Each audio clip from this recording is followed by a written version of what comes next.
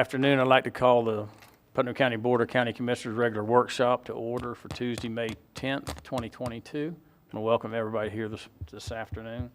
We'll begin the meeting with the invocation given by Commissioner Harvey, and Commissioner Turner will lead us in the pledge. Please stand if you're able. Let's bow our heads. Gracious Heavenly Father, we thank you for a day of today. We've never experienced a day like today. And Lord, let us just be willing to do what you ask us to do today. Father, we thank you for the people that are here and the minds that are put together in our agenda. We ask that we can debate and we can discuss and we can move Putnam County forward. Father, we thank you for all the good things that you do for us. And Lord, we thank you for this day. In Christ's name we pray. Amen. Amen. Please join me in the pledge.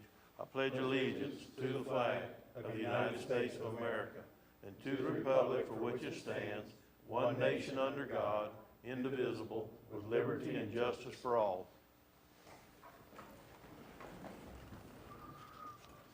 Thank you, Commissioner Harvey, and thank you, Commissioner Turner. This is not 2:05 yet. We will move down to our BOCC workshop. And I guess we could have public comment first on agenda items. This portion of the meeting is designed to allow citizens an opportunity to bring matters to the attention of the board. It's not reasonable to expect that the board will engage in debate or deliberation about matters on which the board has received no prior information. Please limit your comments to 3 minutes. Any individual wishing to make public comment on agenda items? Okay, seeing none, we'll move down to the BOCC workshop, and Kevin will move down to item A. Parks and Recreations, Pico Road Boat Ramp Enhancements.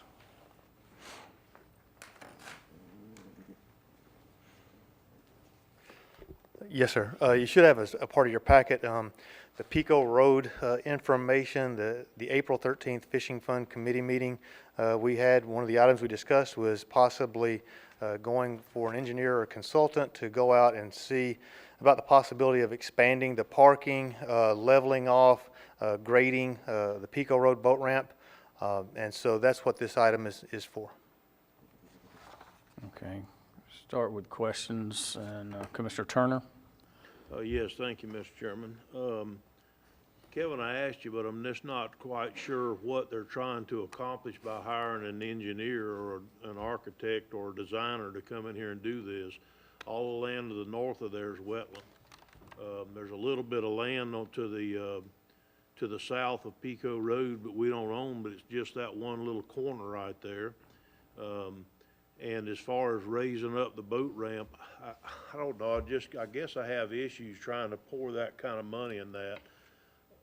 I'd like to see, number one, we had already earmarked that money for the Crescent City deal, and it's been tied up in different evaluations or whatever. I'd like to try to go on to determine, number one, is that going to be a viable project or not? If it's not, then this commissioner would rather look for a piece of property that's a little bit larger, that has parking available, that we could put a boat ramp in somewhere in the East Palaca San Mateo area along that same corridor in there somewhere, that we could expand parking, and I'd rather put the money in that instead of putting the fishing fund money into a small boat ramp that's not going to get any bigger because there's nowhere for it to go. And I realize it floods, but it only floods on a nor'easter or on an ultra high, on a king tide. Those are the only two times it floods down there on the end by the boat ramp, and I know that's inconvenient, but we still have the boat ramp at City Dock if that happens. I'm not saying that we should depend on that only, but I don't know if putting $50,000 up to $50,000 in a study is palatable to me.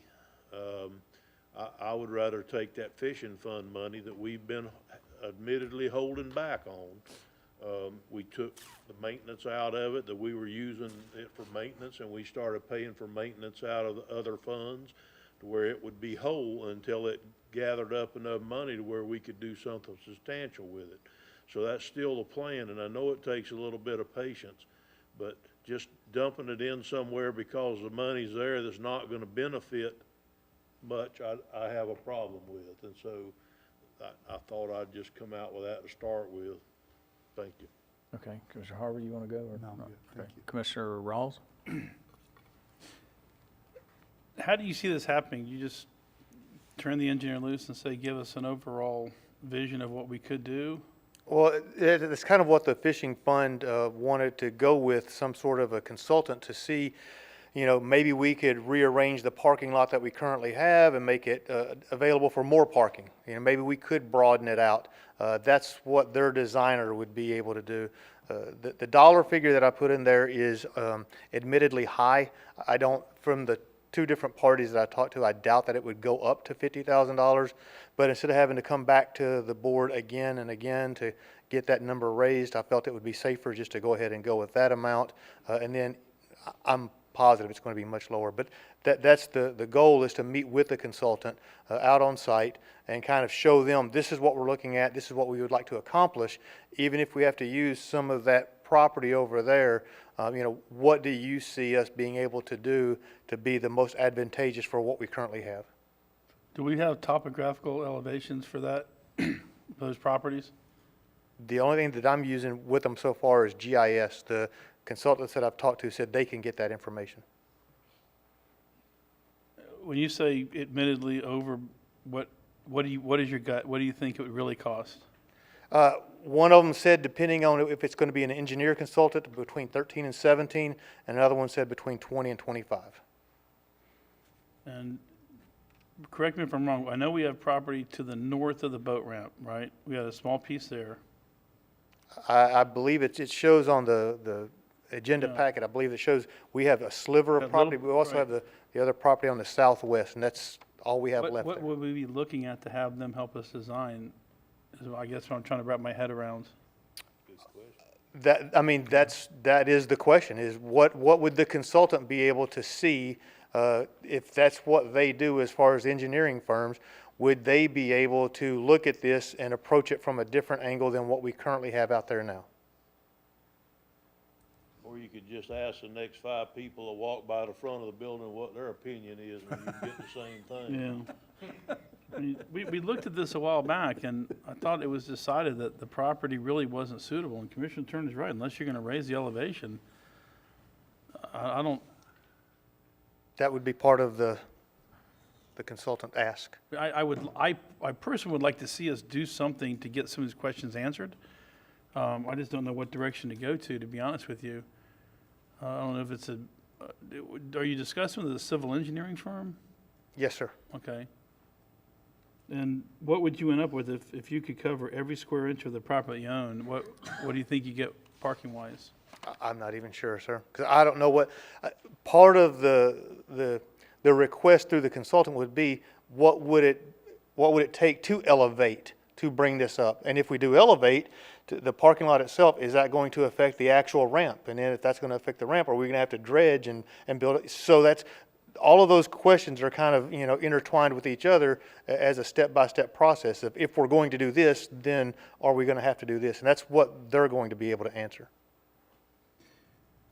I mean, I wouldn't mind spending up to $15,000 to see what, if anything, can be done with that ramp, but I think Commissioner Turner's right. You need to be looking for real estate south. Put something in that's got a lot more parking potential, because just based on what I see here and what we discussed earlier on, I'm not even sure if there's not a wetlands impact here, to be honest with you. Everybody, when we asked before, they said, no, we don't think it is, but that property is underwater. So I'd be willing to go in that direction, but not a dime over. Okay, before we go to Commissioner Adams, that's what I understood, that at this particular property, that the only thing you could do is raise it, that there wasn't any other property right in there that you could do anything with. Very little, yes, sir. Okay, Commissioner Adams? I guess I've been down there a few times, and I think that property is what it is. And if we're going to put money into it, it should be just to make it a little bit better. We don't need a consultant to figure out how to repave or stripe the lines where the boats. I mean, that's as far as I would go with that. Is clean it up more, maybe. I don't know. I wouldn't do anything there outside of maintaining it. Okay, Commissioner Turner? Mr. Chairman, do we have any update of any kind on what's going on in Crescent City? Last I heard, they were doing a study to see if we could. put a- Georgetown. Excuse me, Yeah. Georgetown, to see if we could put that boat ramp down there, because we had kind of earmarked this money to put a boat ramp down at that place, because it had more parking, more area, more everything. But then there were some concerns because of wetland, the depth of the water, different concerns. Would it be a place we could put a boat ramp in? Has anybody made that determination yet, that it wouldn't be a viable project? Maybe we need to punt. I mean, I understand the frustration of the fishing fund by not spending any money or doing anything, but it used to be, we took their money and used it for maintenance towards the existing boat ramps. This commission several years ago started paying for that out of a different pot of money, to where the money from the boat ramp from the fishing fund could go into that fund, where it would build up to a size that we could do something with it as a one substantial capital project, instead of just pilfering the money away on a bunch of maintenance and picking up the trash and mowing and all that. We do all that in-house now. So, I guess that's probably what we need to do first, is if we can't use it at Georgetown, because we already voted to earmark the money for that. So if we can't use it at Georgetown, then we need to figure out what we are gonna do with it. You know, because I'm all for getting a nice boat ramp somewhere, but I just don't think you can turn Pico Road into a nice boat ramp.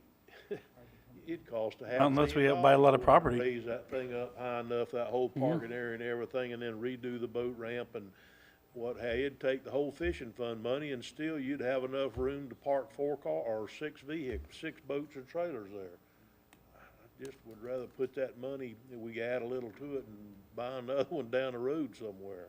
Yes, sir. Right, on the Georgetown project, I will let Julianne elaborate some too, is we should be getting back the study from the University of Florida soon to finalize drawings, which has the boat ramp location, and then all the other things will hope us be able to present back to, I guess, Florida Lands and Trust to modify the management plan to be able to get back in compliance where we can apply for grants. As soon as that comes back, I think that's when we need to determine if we can put the boat ramp where we want it, and I think we can. May not be a 2-lane boat ramp, but at least a 1, and then start seeing how much it's gonna cost. I was thinking that we would do the small things first, but it sounded like a recommendation from the group at the University of Florida would say to get the big thing done first and do the other one. So the boat ramp is the big thing. So Julianne, do you want to add anything to that? Chairman, you summed it up very well. We did engage master's studies student to help us, and the idea there was to take a look at the requirements of the Florida Communities Trust grant by which we acquired the property, to bring us into compliance with those elements that are part of the grant that we must comply with. In doing so, another initiative that we had when we met with them was to mitigate the impact to the wetlands. Obviously, if we have greater impact on the wetlands, then to build that boat ramp becomes much more expensive. And so we've sat with UF numerous times as they gave us a project update. Their fiscal year closes out at the end of June. Their prediction to us was to have everything tied up and ready for us by the end of June for us to take back and to move to the next, which would include the conceptual drawings to mitigate those wetlands and to install the boat ramp along with trailer parking and trails and everything else that would bring us back into compliance. Well, this commissioner would rather hold off until we at least get to see if it's viable to spend the money where everybody agreed we should spend it at, which is our park down there that has a lot more parking and area. Okay. That's just me, though. What about the possibility of engaging UF to do the same thing for Pico? Give it a shot. I don't know, we can explore that option. That might be an easier way.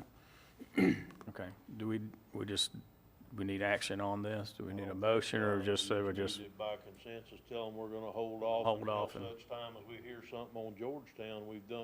We've put so much time and effort into that, we at least need to wait until we hear what the results are gonna be. But if we can engage UF, I think we should do that. Yo, right, Yeah. and look at that possibility of engaging US Yeah. of doing some type of study work down there? I'll relay that to them at the next fishing fund meeting. Okay. All Yes, right. sir. Thank you. Thank you, Kevin. Okay, we'll move down to item B, planning and development. We'll go back to the port. John, let me go back to the port and get it out of the way, or you can come down and warm up, because you look cold back there. I'll go ahead and recess the workshop, and I'll convene the Port Authority workshop. Public comment on the Port Authority items. Any individual wishes to make public comment on Port Authority items? Okay, seeing none, general discussion on Port Authority items. Commissioners, any discussion? Just one comment. So the other day, the domestic backflow preventer was removed, and then there's a spool piece of pipe in. We still have the one backflow preventer on the fire line. The only building that, my understanding is the only building that utilizes that backflow preventer is our building at the metal building down at the port. So if we were to put a backflow preventer on that building, then we would not need that big 8-inch backflow. The concern is if the backflow fails, everything north of the backflow is shut down, including the hydrant system. Or if somebody just went out there and shut a valve off, you would have no hydrants beyond that. And that includes the other sprinkler systems for the private businesses out there. So just something to think about. From taking the backflow out and putting a piece of pipe in is very low cost. I don't know what it would cost for us to get a 4-inch backflow or whatever size backflow is required for the sprinkler system on our building. I've never looked at the building of the sprinkler system, so I couldn't tell you what size the riser is, but sure seems like it'd be the right thing to do.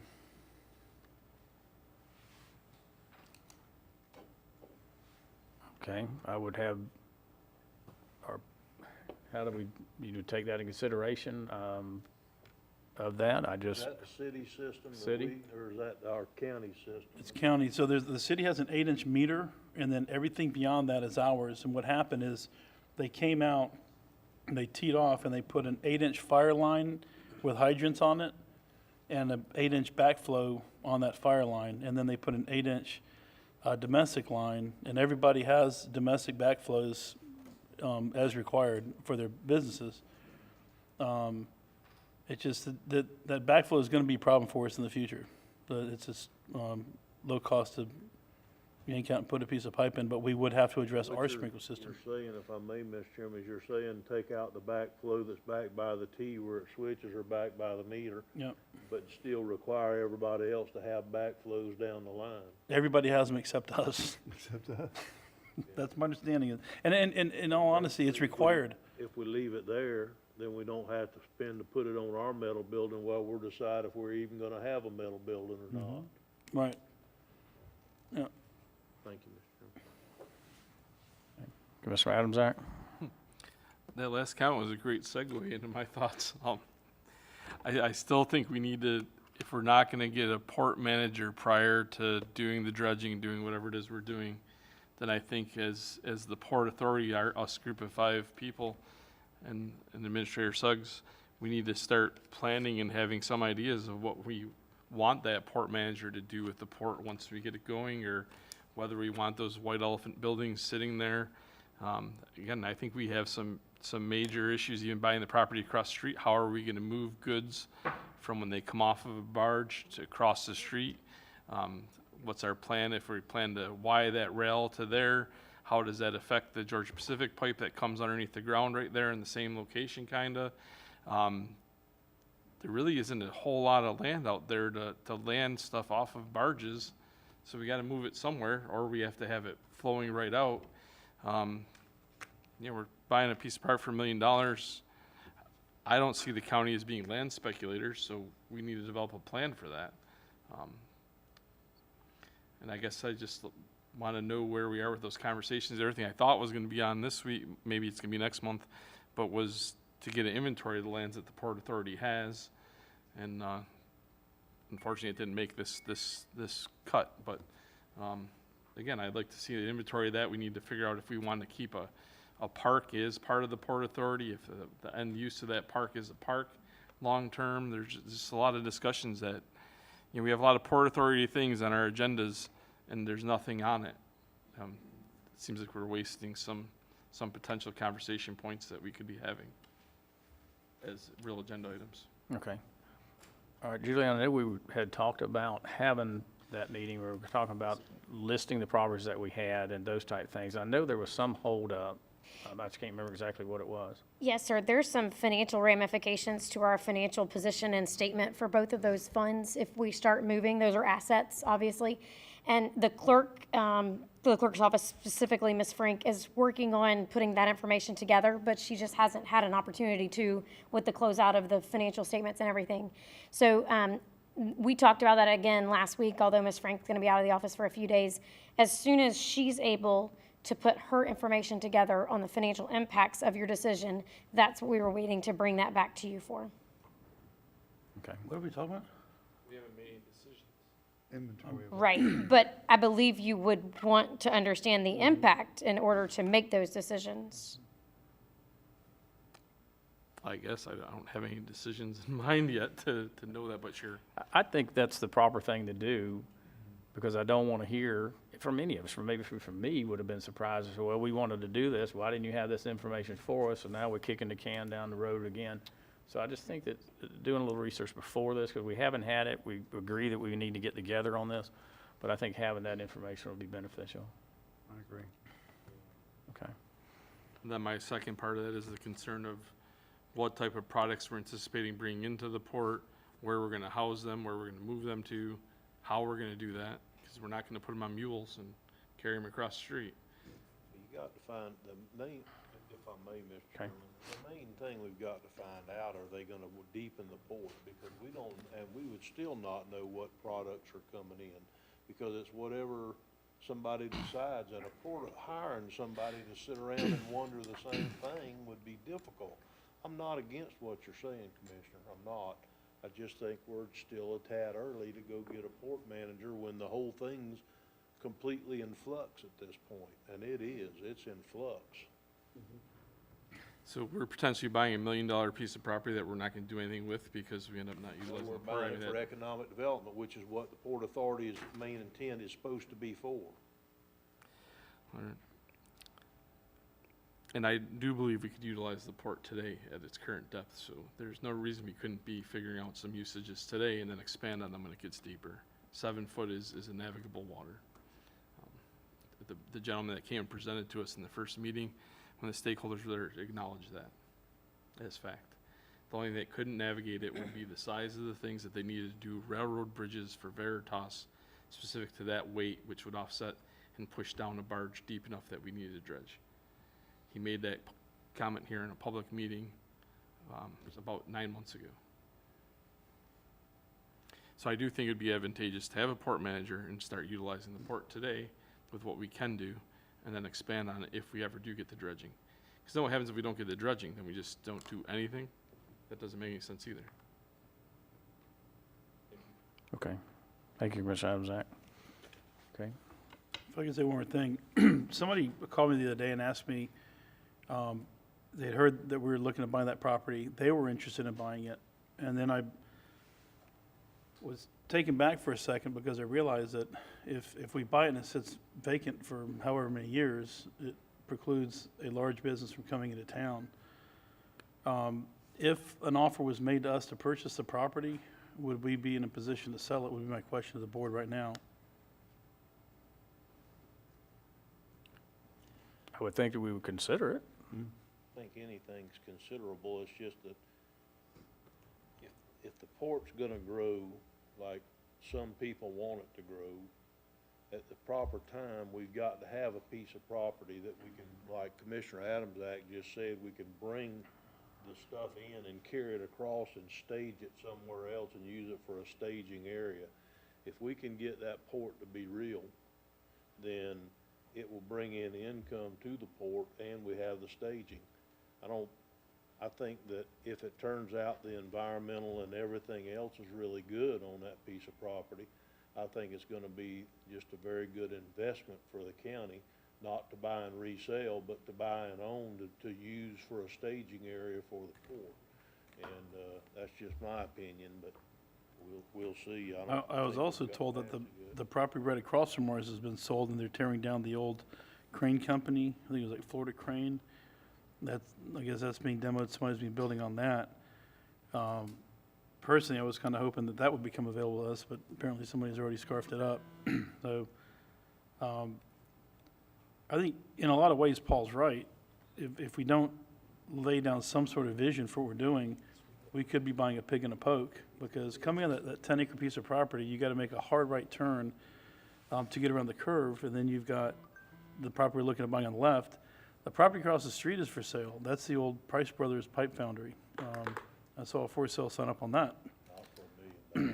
All for $1 million? It's not for Oh. $1 million, a lot more than $1 million. How much is it? Oh, okay. I thought you said off for I $1 was million. told, but it's hearsay, and I'm not gonna repeat it. Okay. Yeah, I'm not in the real estate business, so I don't have the means to take down that kind of dirt, but I think it's worth considering if people are starting to buy land over there and turn that in, the industrial area, putting it to work, it might be something we can consider in the future, but just want to mention that. Commissioner Adamsack? Yeah, and the last thing I wanted to mention was we talked about having a conversation with Veritas with regards to the rail once it's completely fixed or whatever we're doing with that, about potentially having it billable for the usage of it to at least recoup the cost, but possibly to be a net boon for the county. They sat out there and told us that to move it by basically take the same steel they need to bring for one project, to move it by truck is gonna be $2 to $3 million. And then we ate a $400,000 nut or what, I guess it's a little bit less because they did their part, to fix the rail that they're the only user on. I mean, there's an easy way to do that. Again, it would require some sort of manager or super person out there to monitor, or at least get the logs of what comes in on the rail to Veritas, but there's a charge, it's called ton mile, and basically it's $2 to $4 a ton mile. We would just have to determine what we want to charge per ton mile. They already have those weights that CSX is charging per ton mile to bring the stuff to and from, so we share that paperwork and give them some kind of fee based on that, or like a toll. But I think that's a little less likely because you get a lot more wear and tear on your rail that we're building when you get more tons going down the ton mile, which is why CSX and every other Pacific rail uses ton mile to charge. I thought that was a conversation we're gonna have soon as well, and it's not here either. Commissioner, your request is still ongoing. The request was once the rail was complete. So construction has begun on the rail. We expect our portion of the rail to be completed somewhere in the week of May 20th or thereafter. Then they will stop construction for a period of time to allow Veritas to bring in and take out the supplies that they need because the rail is shut down during construction. Then they will complete the Veritas side of that rail. So I would expect that by July, we will be able to have that conversation with Veritas on that item. It is pending, obviously, because that rail project is not yet complete.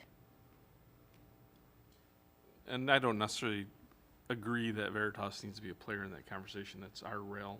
We decide what we want to do with it, but if we want to do that, I guess that's the will of the board. Okay. Okay. All right. Any further business to come before the port? Okay, seeing none, I'll adjourn the Port Authority, reconvene the Board of County Commissioner workshop, and move down to John Ciaffi, Planning and Development Impact Fee Moratorium.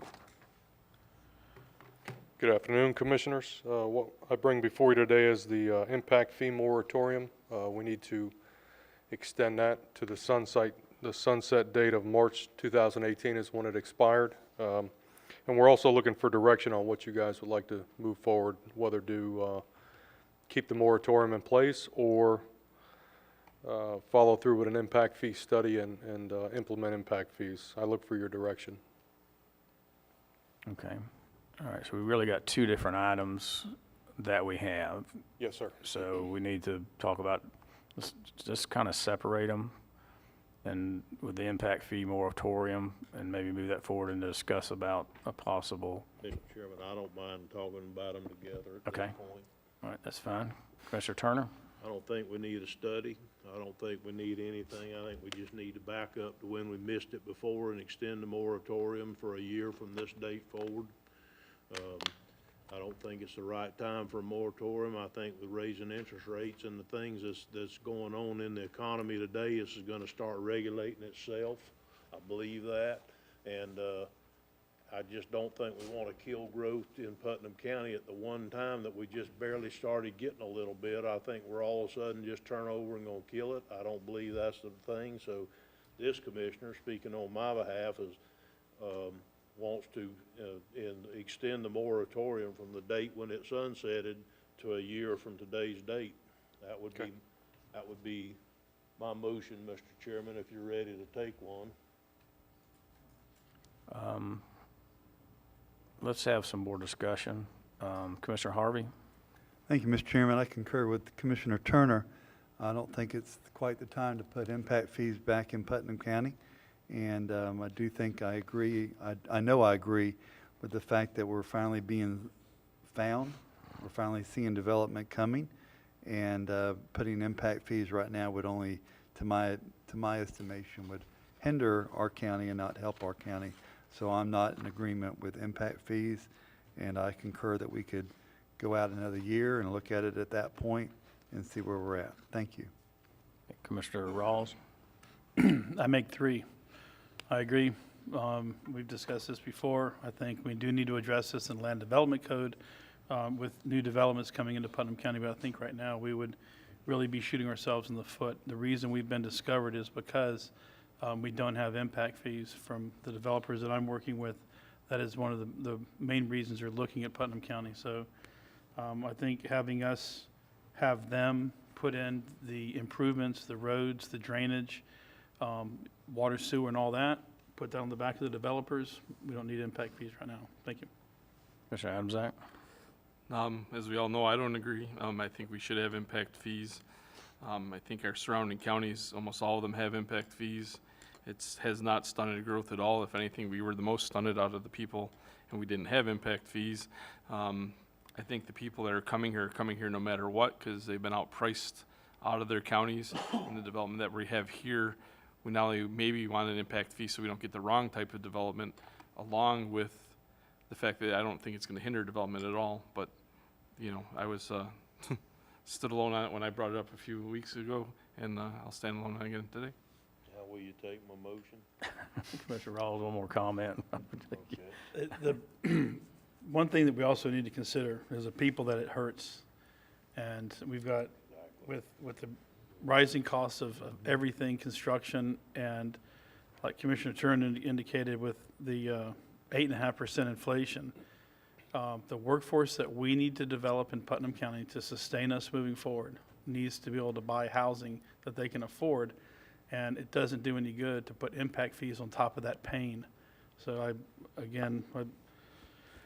you're the Lone Ranger, sorry about that, but. Okay.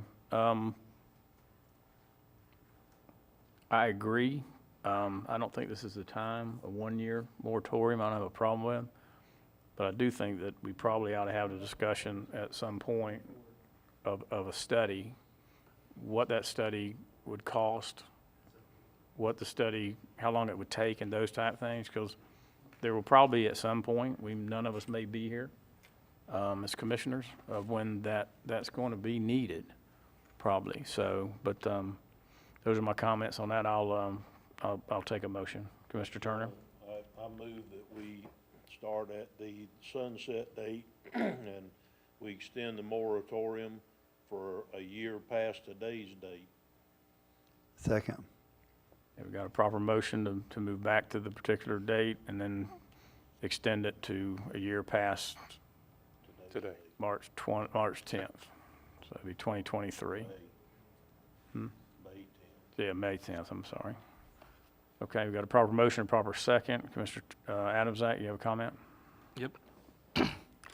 So I believe the lack of impact fees for the last one that stopped 2011 has actually resulted in a lot of the things that we have wrong in our community, where we don't have the resources to maintain roads, to we're finally getting back up to speed with fire service, and the sheriff was underpaying, and we can't keep people on staff. We keep losing people and bleeding people. Everything that we get calls about is because we don't have the funding. And had we had these for the last 11 years, I think some of those calls wouldn't have been as frequently. And I just think moving forward, we know what's coming. the other counties around us are literally running out of property to build on. We have more than enough offset as far as land set aside. We're at 36%. That's without these private organizations going around and setting aside more land. At some point, we got to realize we're way ahead of the schedule compared to the rest of the world with set-asides and all the other things.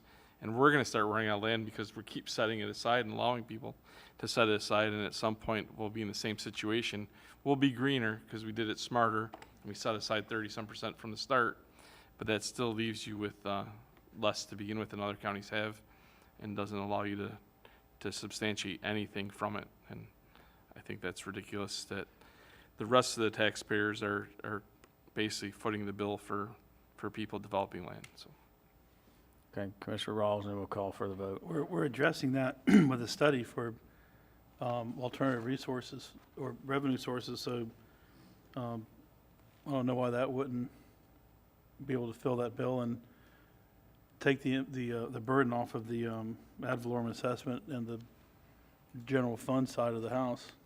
I think, right now is not the time. I think we're, a year or two from now, probably, but not now. Okay, we got a proper motion on the floor, proper second. All in favor indicate by saying aye. Aye. Opposed, same sign. Aye. Okay, passes 4-1 with Commissioner Adams Act dissenting. Okay, Thank you, Thank you, gentlemen. Mr. I'll Soffey. prepare the ordinance for you. okay. Okay, item C, procurement surplus properties. Julianne? Yes, sir. We've had 8 properties that have been acquired by escheatment or tax deed to the county, and if the commission so desires and is ready to sell them, we need to set a minimum bid for them. We also have 1 individual that's interested in purchasing county-owned property, and 2 that have offered their property as a donation. The one that is interested in purchasing our property, the parcel was reviewed by departments, and we see no need to retain the property. If the commission desires, we will then look to review the proper sale avenue for the parcel. The 2 parcels that have been offered in donations have been reviewed by Public Works and Parks and Recs, and staff does not see a need or benefit to accepting those 2 parcels by donation. Staff seeking your direction. Okay, Commissioner Harvey? Thank you, Mr. Chairman. I have no problem. I'm glad to see that we're back looking at properties to sell. We kind of took a lull there for a little while, but we're back on track with that, and I appreciate that very much. So I'm all for selling those properties, and I'm also not for accepting properties into our system right now. We don't have a need for it. There's no reason for us to have it. Got a motion? It can be. Okay. Yes, Let's see. All right, but I think all right. Wasn't there another element in there of Yes, sir. the sale of the property too? By requirement with the sale of the property, you guys have to establish a minimum bid, $20. as long as it's established. I mean, that's what we did last time, serious as a heart attack. We did $20, and then it brought what it brought, and we got them back on the tax rolls and off of ours, and some of them brought good money. that's right. Okay, all right. Commissioner Ross? 2 hours there, everybody. Yeah, Make it low enough, they'll sell. or have we checked with the neighbors? Have we checked with the neighboring properties to see if they're interested in it? We did that last time. That's not the way the process works. Right. I thought last time we approached the neighbors to see if they were interested in adjacent properties. We provide notice. Once you guys tell us whether or not you're ready to sell them, when that bid goes out, we draw a, Just notify them then? Yep. Okay.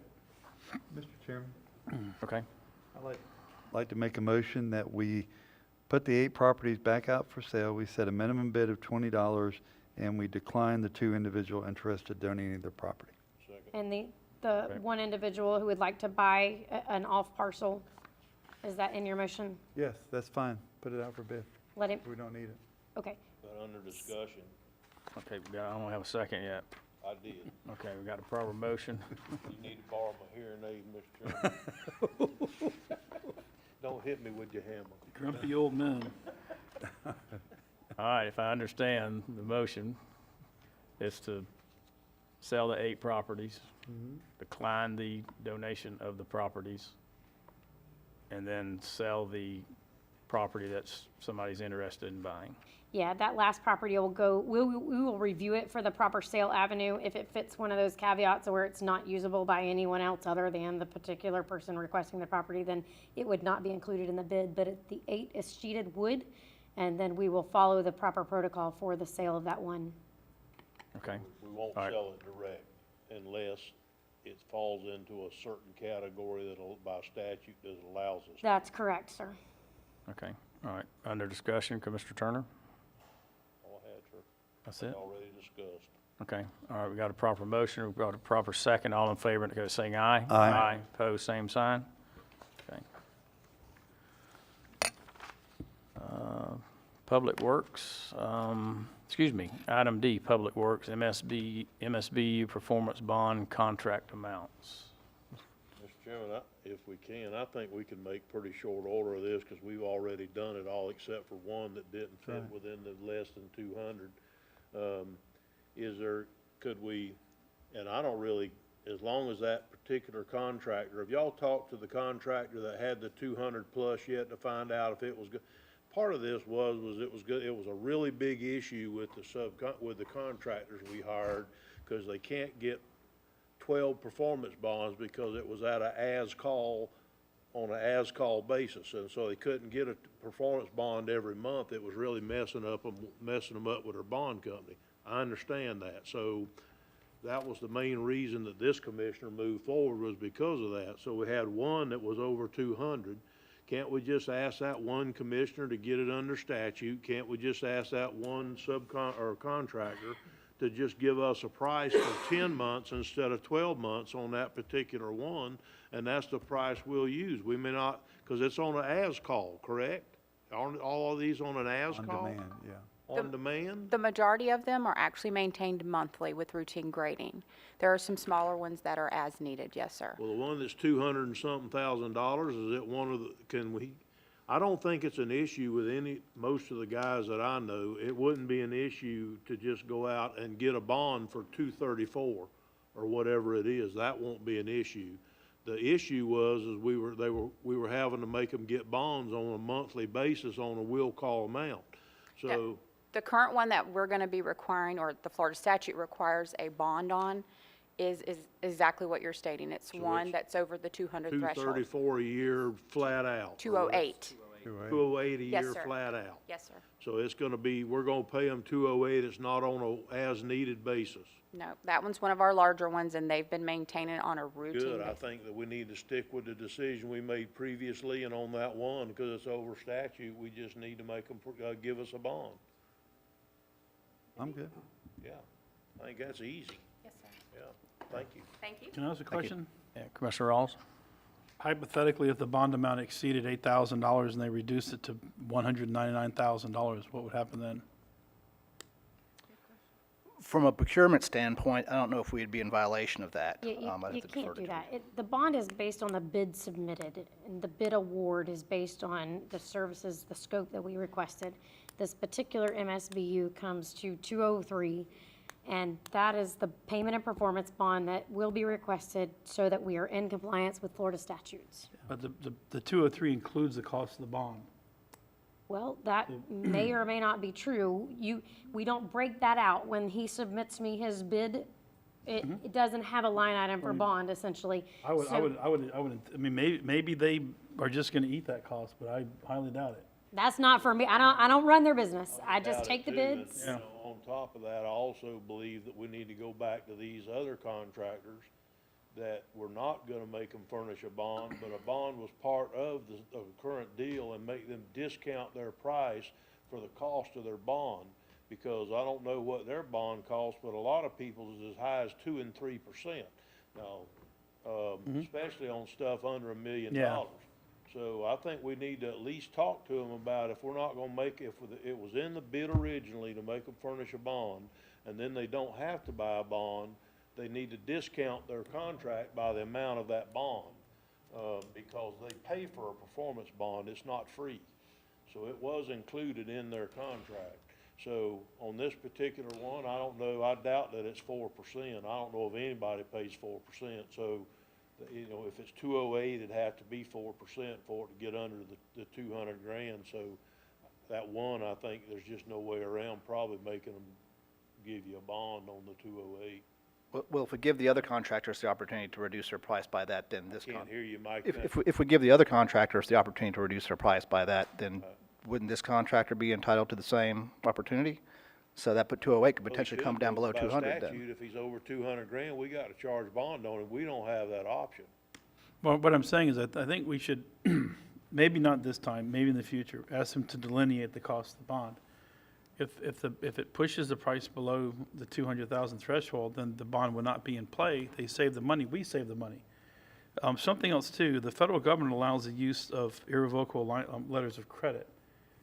Is that something that we can do? Is there any federal money in this used? Or no, we can't, and we're not allowed to use? Is that something we can write into our procurement policy, or does the state of Florida? Statute directs. Does the state preclude you from using it? Statute directs the two avenues for which you can use, and a But letter does it of preclude credit us is from not having, one. does it say you cannot use an irrevocable letter of credit? It says you can use this or this.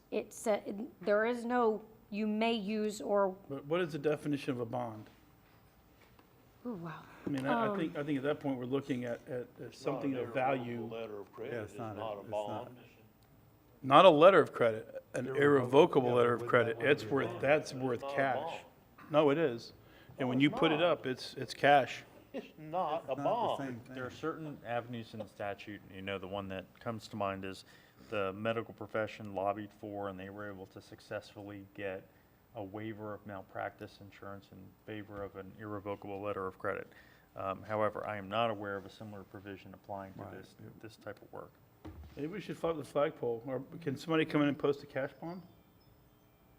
For a bid bond, you may, yes. No, not for bid bond, for a PMP, 100% PMP. So if somebody walked in and said, I can't get a bond, but I got $208,000, here it is. No, the statute doesn't allow for it. If you could look into that. That would be a first-time scenario I've ever heard of, if somebody had 200 grand in cash and couldn't get a $200,000 bond. Well, that's true.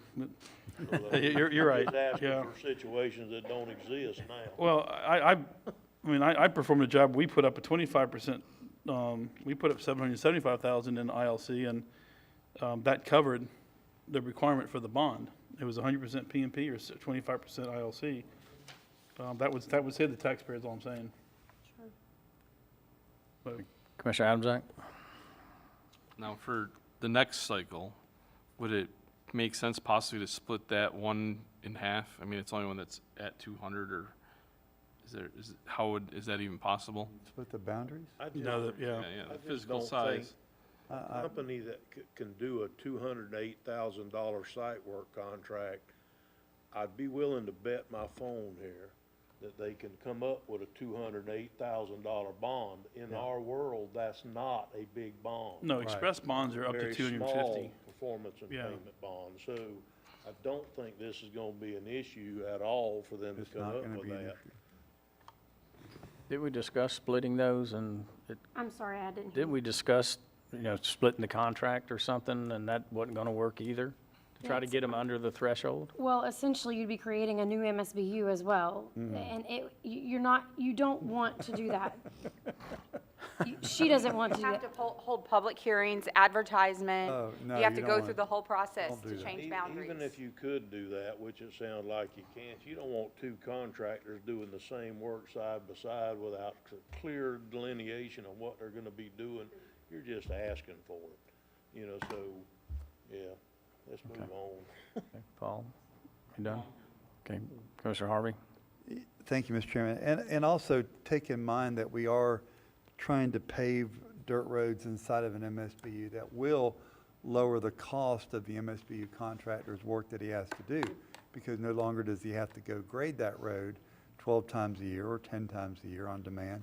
So he could easily come back and go, since y'all paid that, my contract is not 208, it's now 197. And if you take in Commissioner Rawls's idea and Commissioner Turner, where you delineate the cost of the bond out, then it could even be less. So it's not going to be an issue as we go forward. I really believe that wholeheartedly. Thank you. Okay, so just to revisit what the directive is, we're going to, in the future, break out the bond separately in the bid package. And for now, we're going to require the bond from the contractor that's at 208 next year. Yeah. Just ask them how much for a bond. They'll tell you. All right, thank you. All right, do we need, just need, Shouldn't have to pay a bond on top of a bond fee. what type of action do we need on this, just to, I none? believe this is really just informational. This is dictated I don't by think we had any- statute. We're really just telling you that the one MSBU that's gonna require it is the interlocking, and that there's nothing we can do about that. Okay, okay, all right, thank you. Nilda, Mike, thank you. Okay, item E, Public Works, RFQ 2204, professional services for the 310 bridge. For County Road 310 Bridge, FDOT requires CEI throughout the construction process. Public Works has followed the RFQ process. We've moved forward with negotiations with the top-ranked firm. We negotiated with them twice, brought the number down to $224,330. We are seeking approval from the BOCC to present the final agreement for execution at the May 24th BOCC meeting. Okay, Commissioner Harvey? Thank you, Mr. Chairman. Mr. Nimitz, I have a question for you. Yes, sir.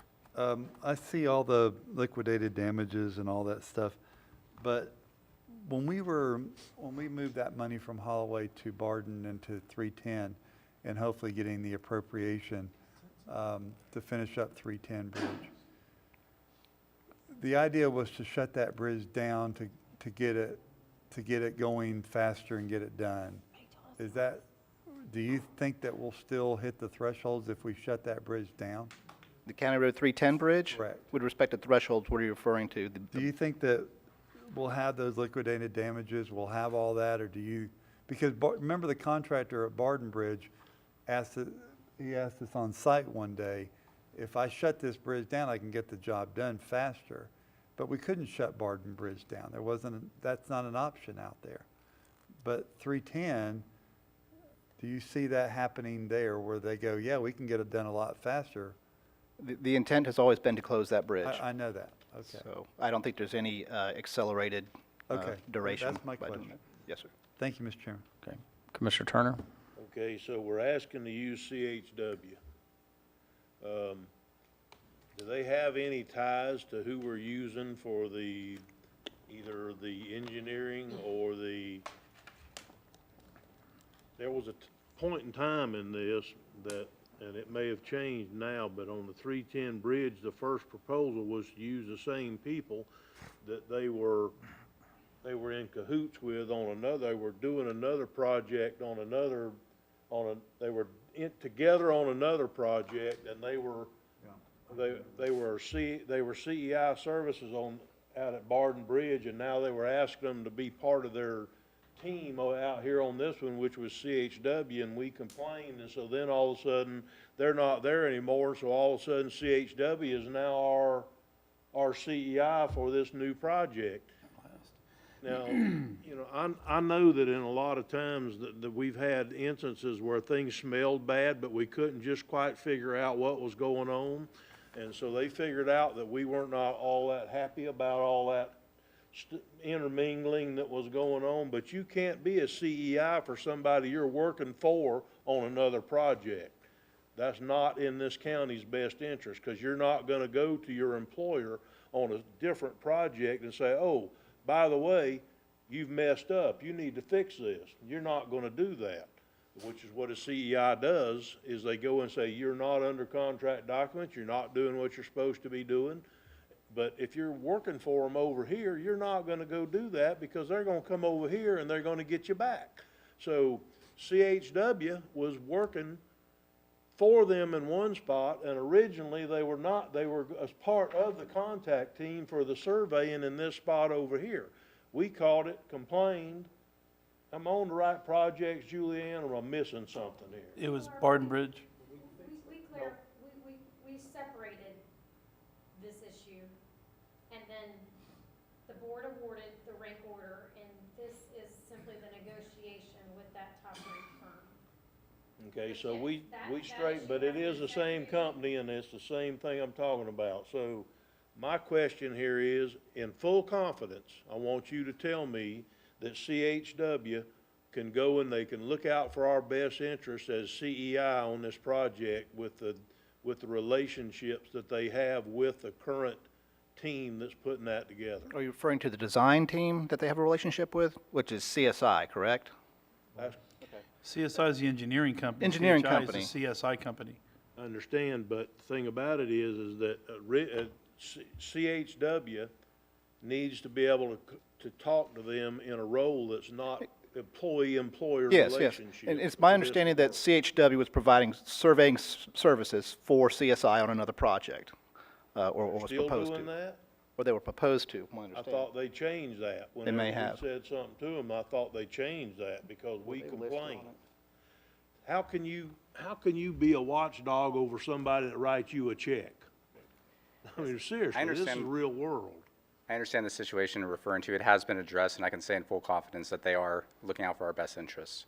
Okay, good enough for me, Mike. I like that hat. Your motion, Okay. I move that we approve this. Second. Okay. Okay. Okay, I so move that we send it to consent. do we need to vote on that or just consensus? I second that. Okay, okay, all right. Thank you, Mike and Mike. Thank you. Mike. Mr. Chairman, as we move on to number 5, would you just take D off? I think we've already addressed it previous to today.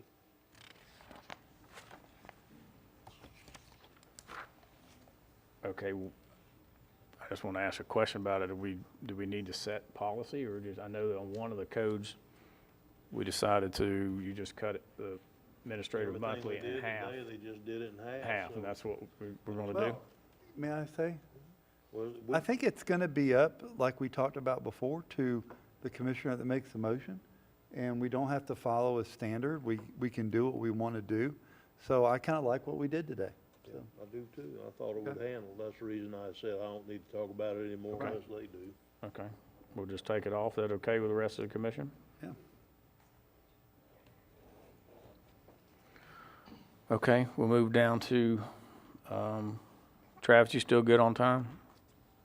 Okay, all right, Commissioner requests, we'll move down to A, Commissioner Adams Act, update on the location for archives. I know Larry did some update this morning, but that's your item, sir. Yeah, I guess it was a little more than just an update. What do our archives entail? That's something I've never understood. Like, is it stuff that the county physically owns, that physically was in the library, that's my understanding? Or is it those organizations house their materials in the library? Or is it a combination of both? I mean, I guess that's It's item C. item C. So combination. it's a combination of things that belong to Putnam County, things that belong to different historical groups. Now, the stuff that belongs to Putnam County, I assume we're storing that somewhere in the interim. Microfiche. Did the stuff that belongs to the other groups, has that been taken off to their groups, or are we storing their items as well? We're storing some of their items as well. Okay. And I'm only just curious, if they're using them somewhere else, then I guess maybe I wouldn't feel as, well, maybe I would or wouldn't, but it wouldn't seem as urgent if we just had our own stuff and not other people's stuff. So I guess the concern I have, and I appreciate the update you gave us at the end of the last meeting, is that location was discussed before I was a commissioner and was, I believe the board at some point voted no on that location or decided not to move forward with it because of the condition, or maybe the people decided they didn't want to do it because of the condition. I was a citizen. I just watched the meeting. I don't remember Part exactly. of what's going on is you had two factions That's back right. then, and they were infighting amongst one another, and they wanted us to straighten it out, and we wouldn't pick a side. That's basically what happened, Okay. so. But the building itself was a concern as well. Yeah, I think there was concern, but I don't think yeah, I agree. Roof. Yeah, the roof, but I don't think the county commissioner was willing to move forward to repair it until they got together about what the plan was gonna be. We were all in favor of doing something when they got together and come back to us, and that has not happened as yet as I know of. Right. It just hasn't happened, So about how much square footage do we need to house this stuff? I mean, Well, I think you're gonna have to live within the means you can, and they're gonna, I mean, I don't know if we have a building big enough to put everything that they probably have. But right now, it's a building we don't use. If Right. they're willing to raise money, if they're willing to go for an appropriation of some sort, I think that's the best of all worlds, and they can pick and choose. Some of the stuff will probably be left at the library.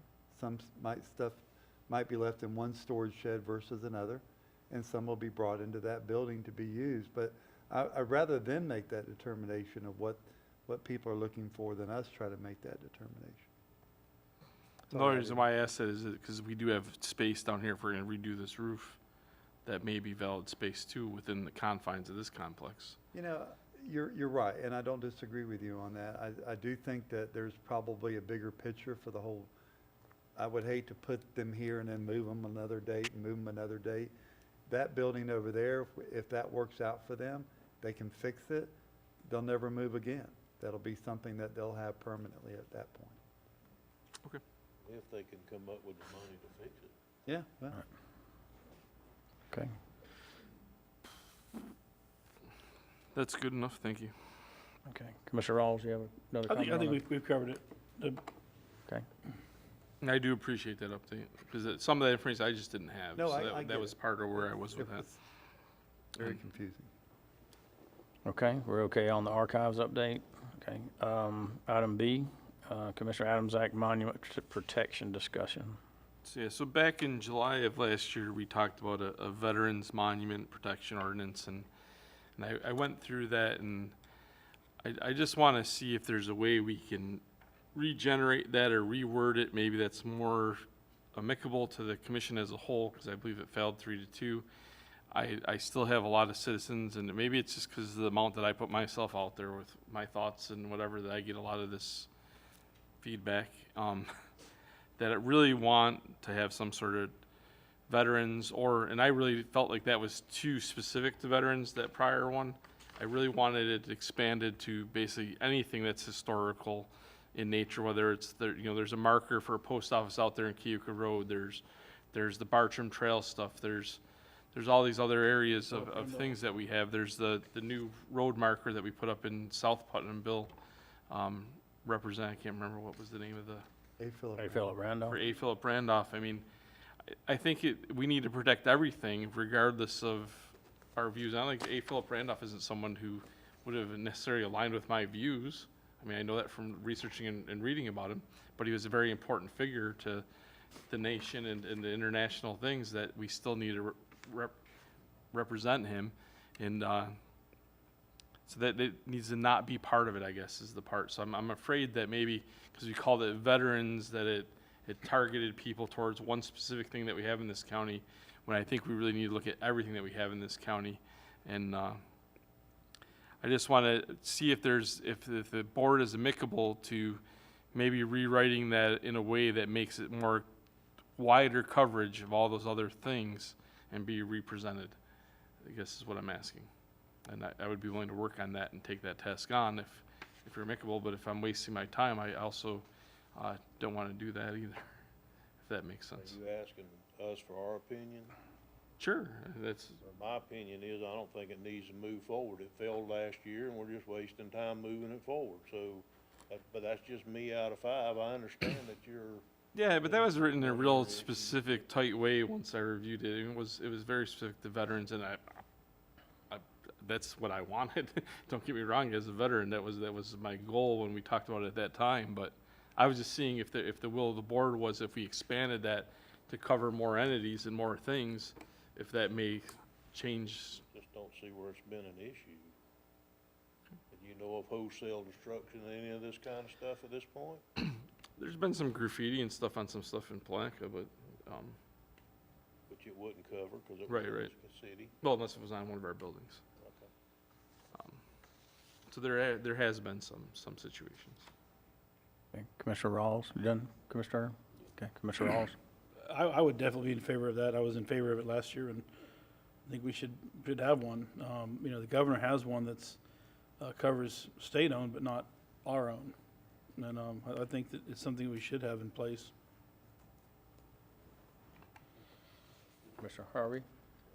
Thank you. I've got it right here in my hand, printed it out from my email from last year, but the reason I kind of backed away from it was because the governor did have one, and we did feel like it came down and covered things that we needed to be covered.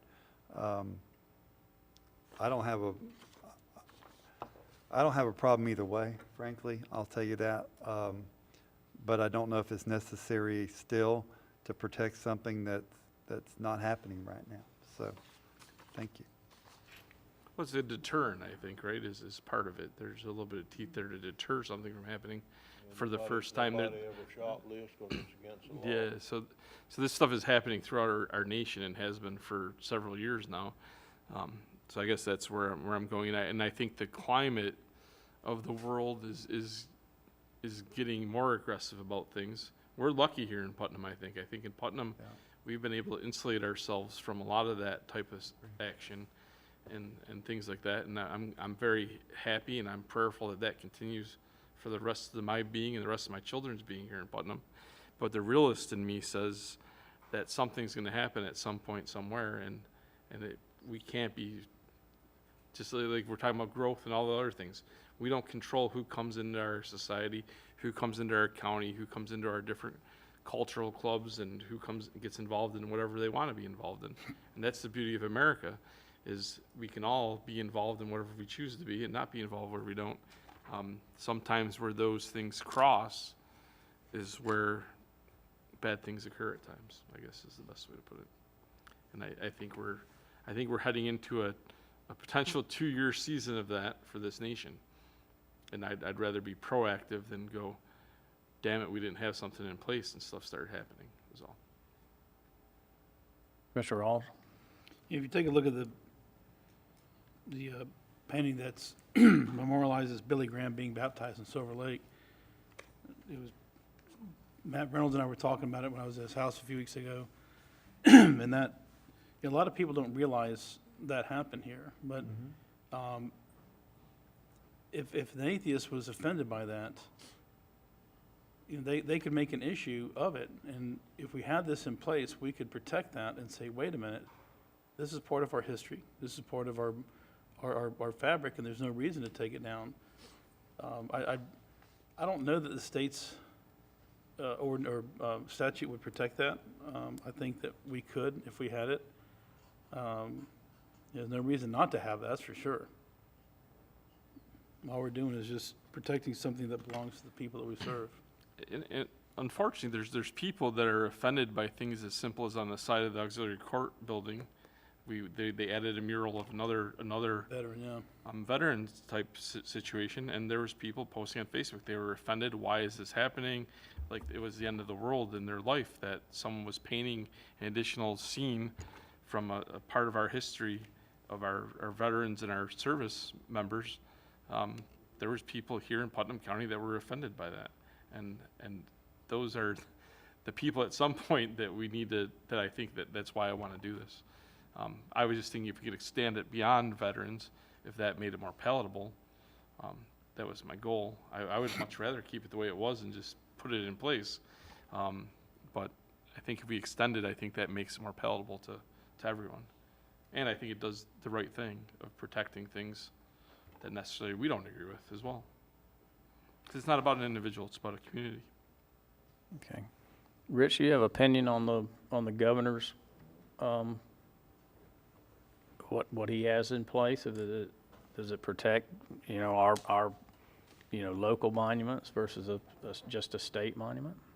I've got to go back and take a look at it. I guess listening to this, my impression was that it did, but I've got to go back and look again.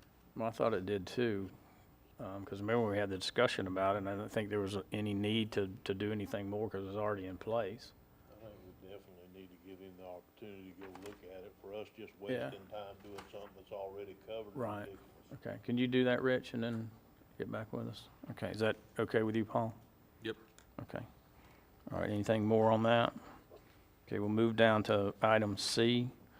And C actually has two parts. I think everybody's gotten a letter from the request from the Honorable Dawn Holmes, city manager, for the use of the parking lot.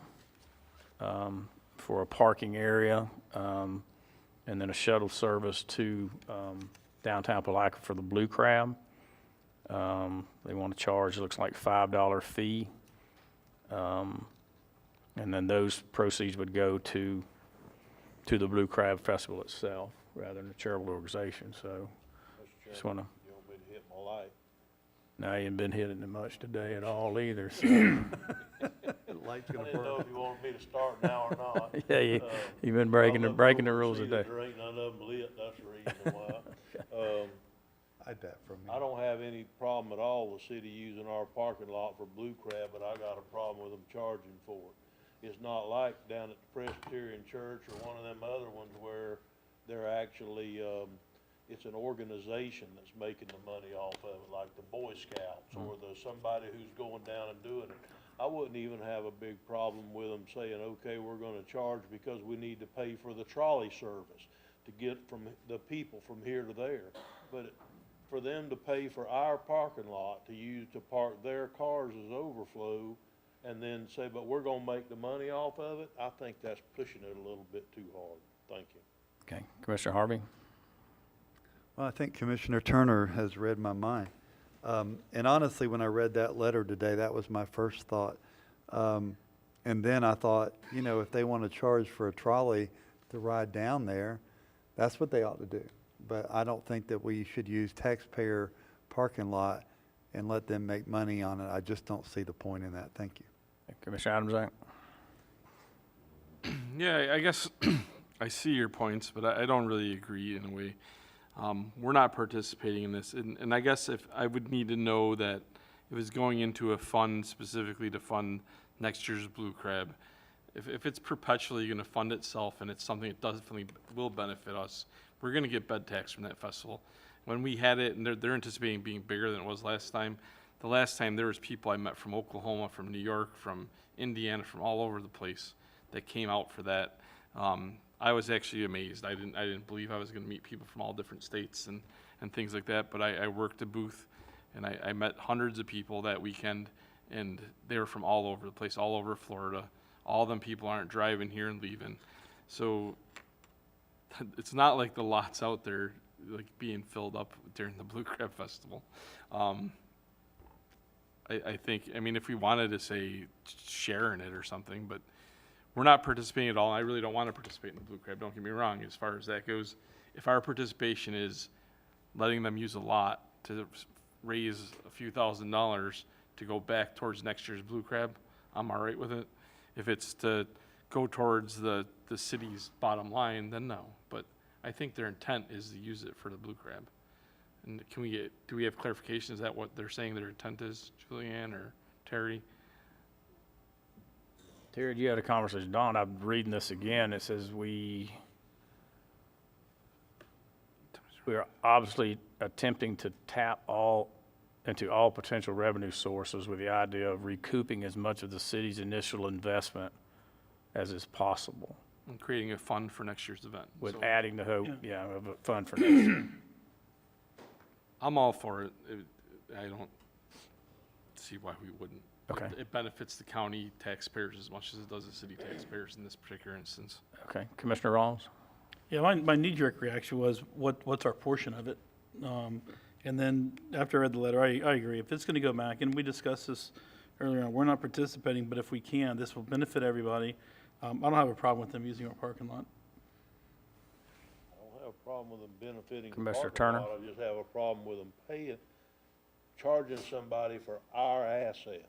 That's the problem that I have with it, so. What I'm saying is, I have no issue whatsoever them using our parking lot. I'll have it with my blessing. That's the support we give them. You need overflow parking, help yourself. but at the end of the day, it helps the citizens. Commissioner Harvey said, I think it was my turn. I think what Commissioner Harvey said was spot on.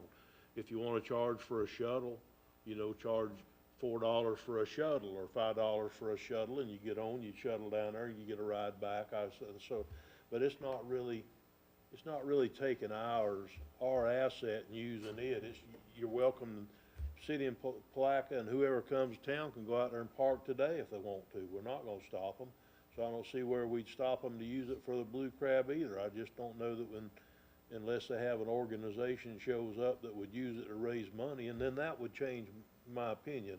The Boy Scouts, whatever, that would change my opinion, but just for the city to make money off of the county's asset, I don't know that I that's a paid to good park at idea. the airport for the air show. Yeah, and I'm in agreement. First, I saw that, and I'll go to you, Paul, in a second. I agree with the use of the parking lot, but I don't think they need to charge. And let's just gonna go back to charitable organization. Paul? I wasn't done. Oh, I'm sorry. But as far as the bed tax, I think they got $25,000 from the TDC towards this festival already, from the bed tax fund, so it's not like they haven't received anything from raising the beds, putting more heads in beds. Now I'm done, Mr. Chairman. Okay. Thank you. Paul, on the parking lot? I think this has to be kind of a logistics thing, right? They're going to be shuttling from multiple parking lots. So if you said from this parking lot, we're going to charge a shuttle fee of $5, and from parking lot B or C, we're going to charge a parking fee of $5, I think it's just, I don't know. And then someone gets on the shuttle and they pick up the next people and they're like, oh, we paid $5 for the shuttle. And the other person's like, oh, we didn't pay anything. It's just creating something out of nothing that is potentially a point of conflict. I mean, don't get me wrong. There's people that drink beer down there and everything else. So we don't want to do anything that creates something where someone has some reason to poo-poo on the county or the city or the event because of $5 that they could charge, just like you said, either way, for the be shuttled, or you can charge $5 to be here. We're giving them an option out by saying, oh, if you shuttle, you charge them $5 just to get on your shuttle. Well, what's the difference? That's a part I don't get. What's the difference? Commissioner Harvey?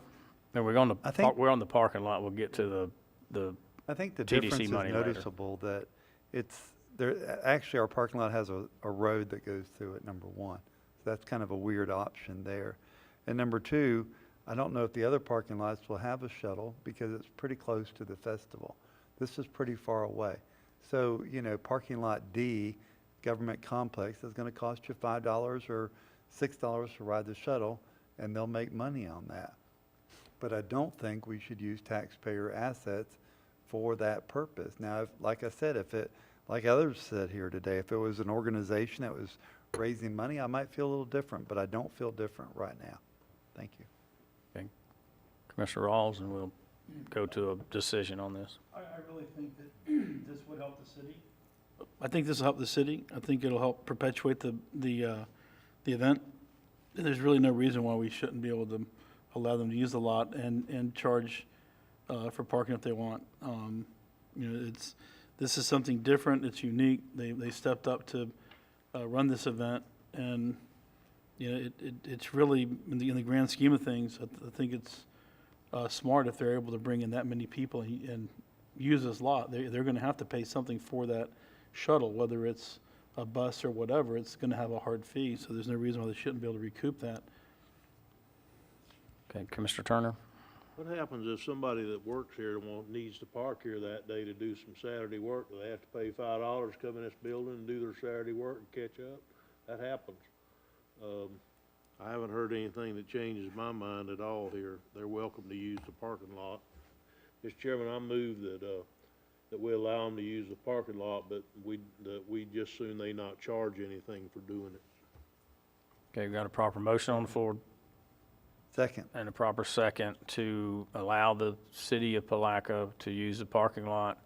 I would assume it would be for multiple days During the Blue Crab. during the Blue Crab, so 3 days during the Blue Crab, but with a stipulation of not charging for the parking. Okay, proper motion, proper second. Any further discussion? Okay, seeing none, all, I have okay, my- Paul, I'm sorry. apologies. At some point, we need to, this seems petty to me. At some point, we need to show that we're willing to be a partner with the city, and this is a simple means of partnering for something that is a net benefit of everyone in this county. There's gonna be thousands of people there that aren't from the city. Those are probably gonna be most of the people trying to park here when they run out of parking down by the river, is people coming from Interlochen and other areas. It's gonna benefit citizens of the county. It's gonna benefit them again twofold when they have the festival again next year, maybe they make it bigger and better, get a better act next year because they raise an extra $5,000 or something. To me, if I was sitting over in the city, I'd feel like they don't have a partner in the county, because this is just simple and petty to me. Let them charge. Yeah, it's for a festival that helps everyone everywhere in this county. Okay. All right, all in favor, indicate by saying aye. Aye. Pose same sign. Aye. Okay, passes 3-2 with Commissioner Rawls and Adams dissenting. Okay, the reason I bring this forward is that at our joint meeting, one of the topics or one of the agenda items was additional support or support from the county for additional funding to the Blue Crab. We discussed certain scenarios of where it would come from, the stipulations that it would be seed money and it would be paid back and be used perpetually for this event. And then there's also the option of going back to the TDC. I spoke with Mayor Hill yesterday, and he got the organizer on the phone, and they are in good shape with money. They're doing well. And I asked, you know, what dollar amount would you be looking for? And they said $10,000 would be really nice. It would kind of put the icing on the cake for them as far as where they're advertising. The TDC money is restricted in the category that they had, I'm pretty sure, for outside advertising and things like that. So I'm just bringing this to this board because this was a request from that joint meeting, and we're going to follow up on all the different topics that we talked about.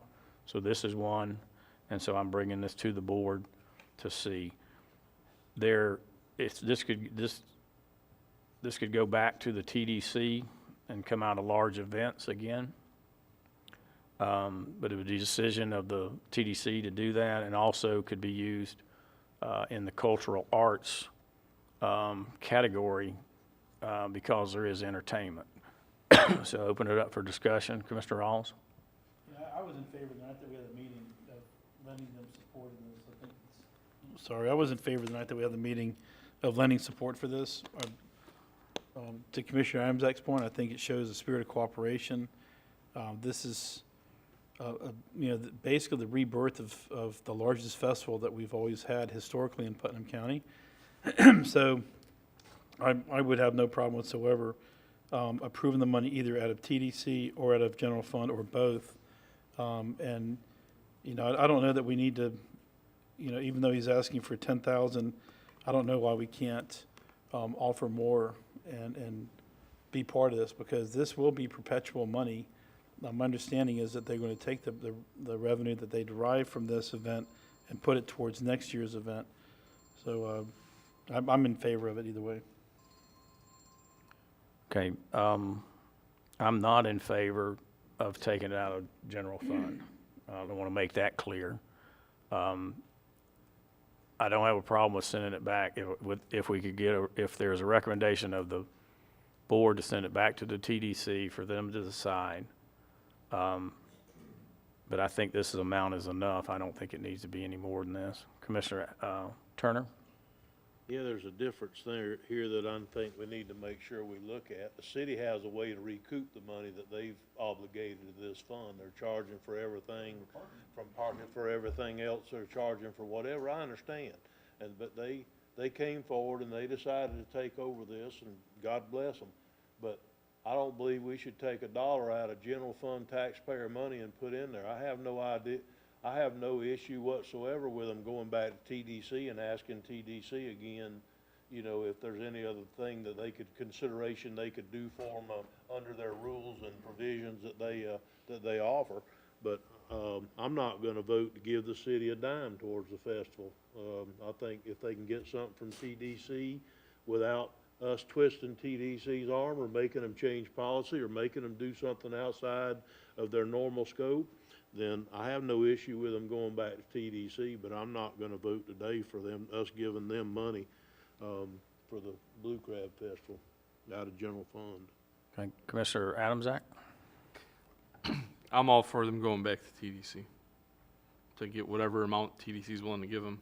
If it's less or it's more, whatever they determine, but whatever our TDC fund can do to fund this, this is one of those marquee things that could be like your other thing in, like the Bass Pro, your Bass tournaments. This is the other marquee event that TDC should be a big part of.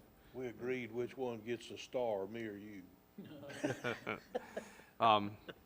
But then I said that day, so I think it needs to go to TDC. I was actually hoping there would have been somehow a special called meeting to TDC, and this had already been kind of discussed, but, and maybe there was some internal conversations, I have no idea, because I'm not part Okay, of that's that. what would happen, and there is we've got a time frame.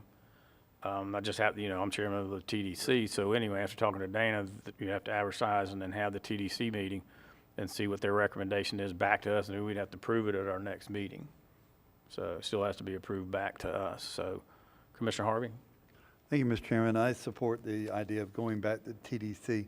And the reason being is I've run festivals for the town of Interlaken out of their general fund for 38 years. And frankly, I've never been to the TDC because I can't prove I put heads in beds. So with that in mind, any funds that we can recoup, we put back in the general fund of the town of Interlaken.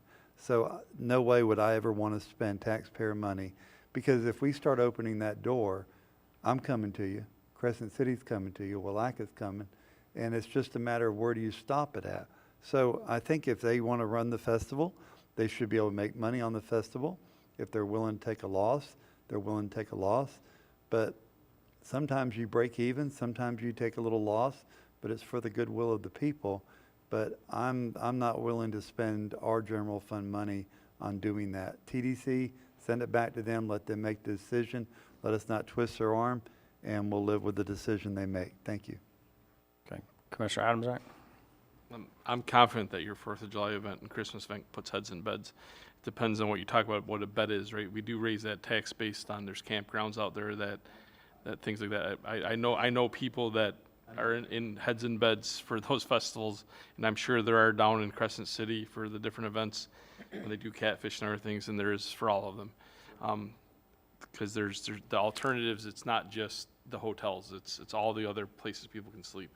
I mean, that's part of the justification when we asked for the numbers for the bass tournaments. They're looking at where the guys stayed at the different campgrounds and different things like that. I mean, that's the same thing that happens for everything that happens. I mean, there's people at all these places every week, and now with the size of Hogwaller and all the other stuff, people are going to be there and coming to your thing on the 4th of July. It's just the way it is. The world's working that way. So, and all these events are going to get bigger and bigger as, again, from the other subject, the world closes in on Putnam County. Okay, would we need a motion on this to send it to the TDC? I'll waive and support. No? Let's just go by consensus. Consensus will be fine. Consensus to just go back to TDC if it's within their rules and let them do it. Okay, would we put a dollar amount on it, or just let them decide? I think that's up to TDC. TDC. I don't want to micromanage TDC. That's fine. Okay, all right, everybody in support? That's your job as the chairman of TDC. I can do that. Sure. Okay. All right, I think that's all the commissioner requests. If you don't mind, I'm gonna go ahead and go to public comment. Is that okay with commissioners? Okay, we'll open it up for public comment on miscellaneous items. This portion of the agenda is designed for the citizens to bring matters to the attention of the board. It's not reasonable to expect that the board will engage in debate or deliberation on matters that the board received no prior information. Please limit your comments to 3 minutes. Hope you have a comment card, so I'll open it up for public comment. Travis? Travis, you know the drill. State your name and address for the record. Yeah, Travis Roberts, 110 Yancey Circle, Satsuma, Florida. I wanted to kind of get an update on Port Gates Ferry. Now, we've been over a year and a half now since it's been approved, and I was keeping up with Mike Troxel, but now that he's not here any longer, I'd like to kind of find out what's going on. As far as I understand, that the last piece, other than the asphalt you're talking about, I won't have to research that. The last piece is at a welding shop getting fabricated to then go on the on the landing itself to be the landing ramp for the barge. So as soon as that's done, then it will be installed. I think there might be some minor stuff to do on the other side. And then, to be honest with you, I had forgotten about the paving. There's two different spots, as you said, but I'll have, then you say Mike Rodriguez. Mike, do you know about the paving, the asphalt that needs to be taken care of down there?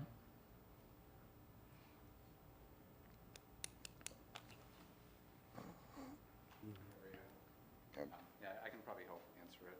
I don't know if I have to talk. Yes, you can. Please. So Mr. Troxel did let me know where he was with the status of the landings. So I will continue to work on that, and the submerged land lease that's required to move forward with that is we're currently coordinating with the district and DEP. So I've already talked to DEP about it, and I've got all the requirements.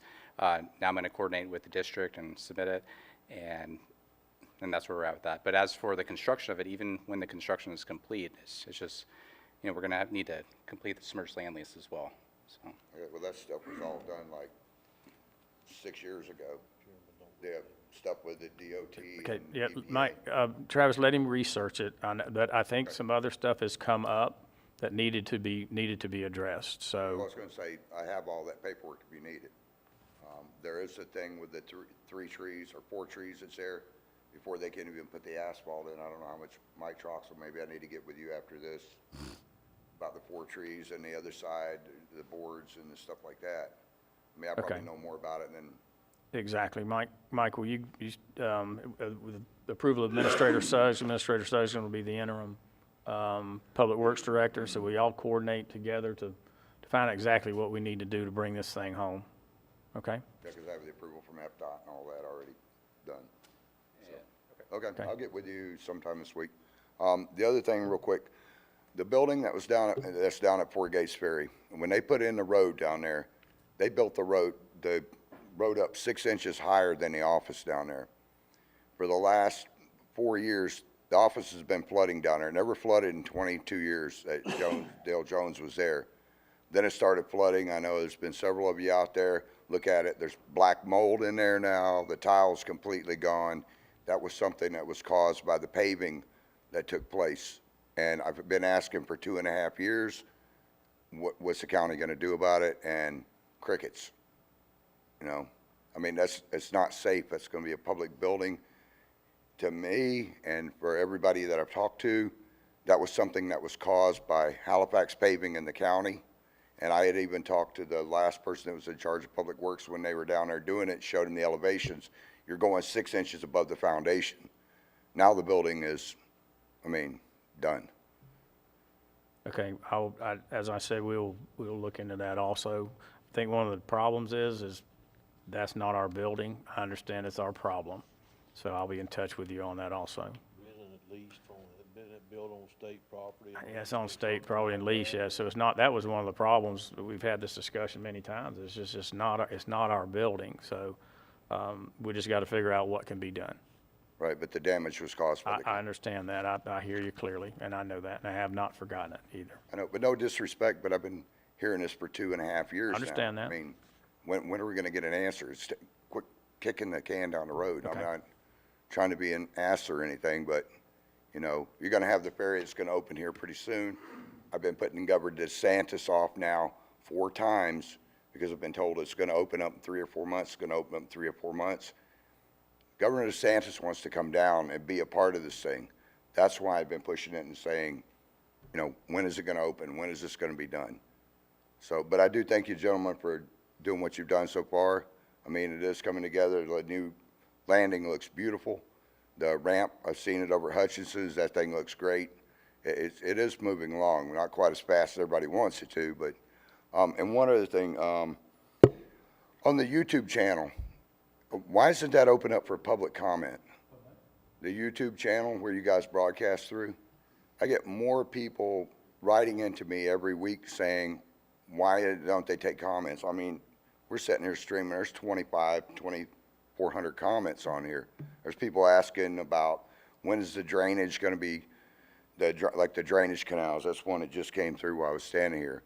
They want to know when the drainage canals, because we're coming up on hurricane season, And I think it would be great for the county to open it up just to see what the comments, because a lot of people that are working, like this lady here, Diane Whitehead, they're at work and they want to know, you know, if they can write in, I know Placa does it, but if they can write in during the thing, even if you guys can't answer the questions, then at least you can go in there and see what your constituents are, you know, wanting or asking. It just seems like a simple thing.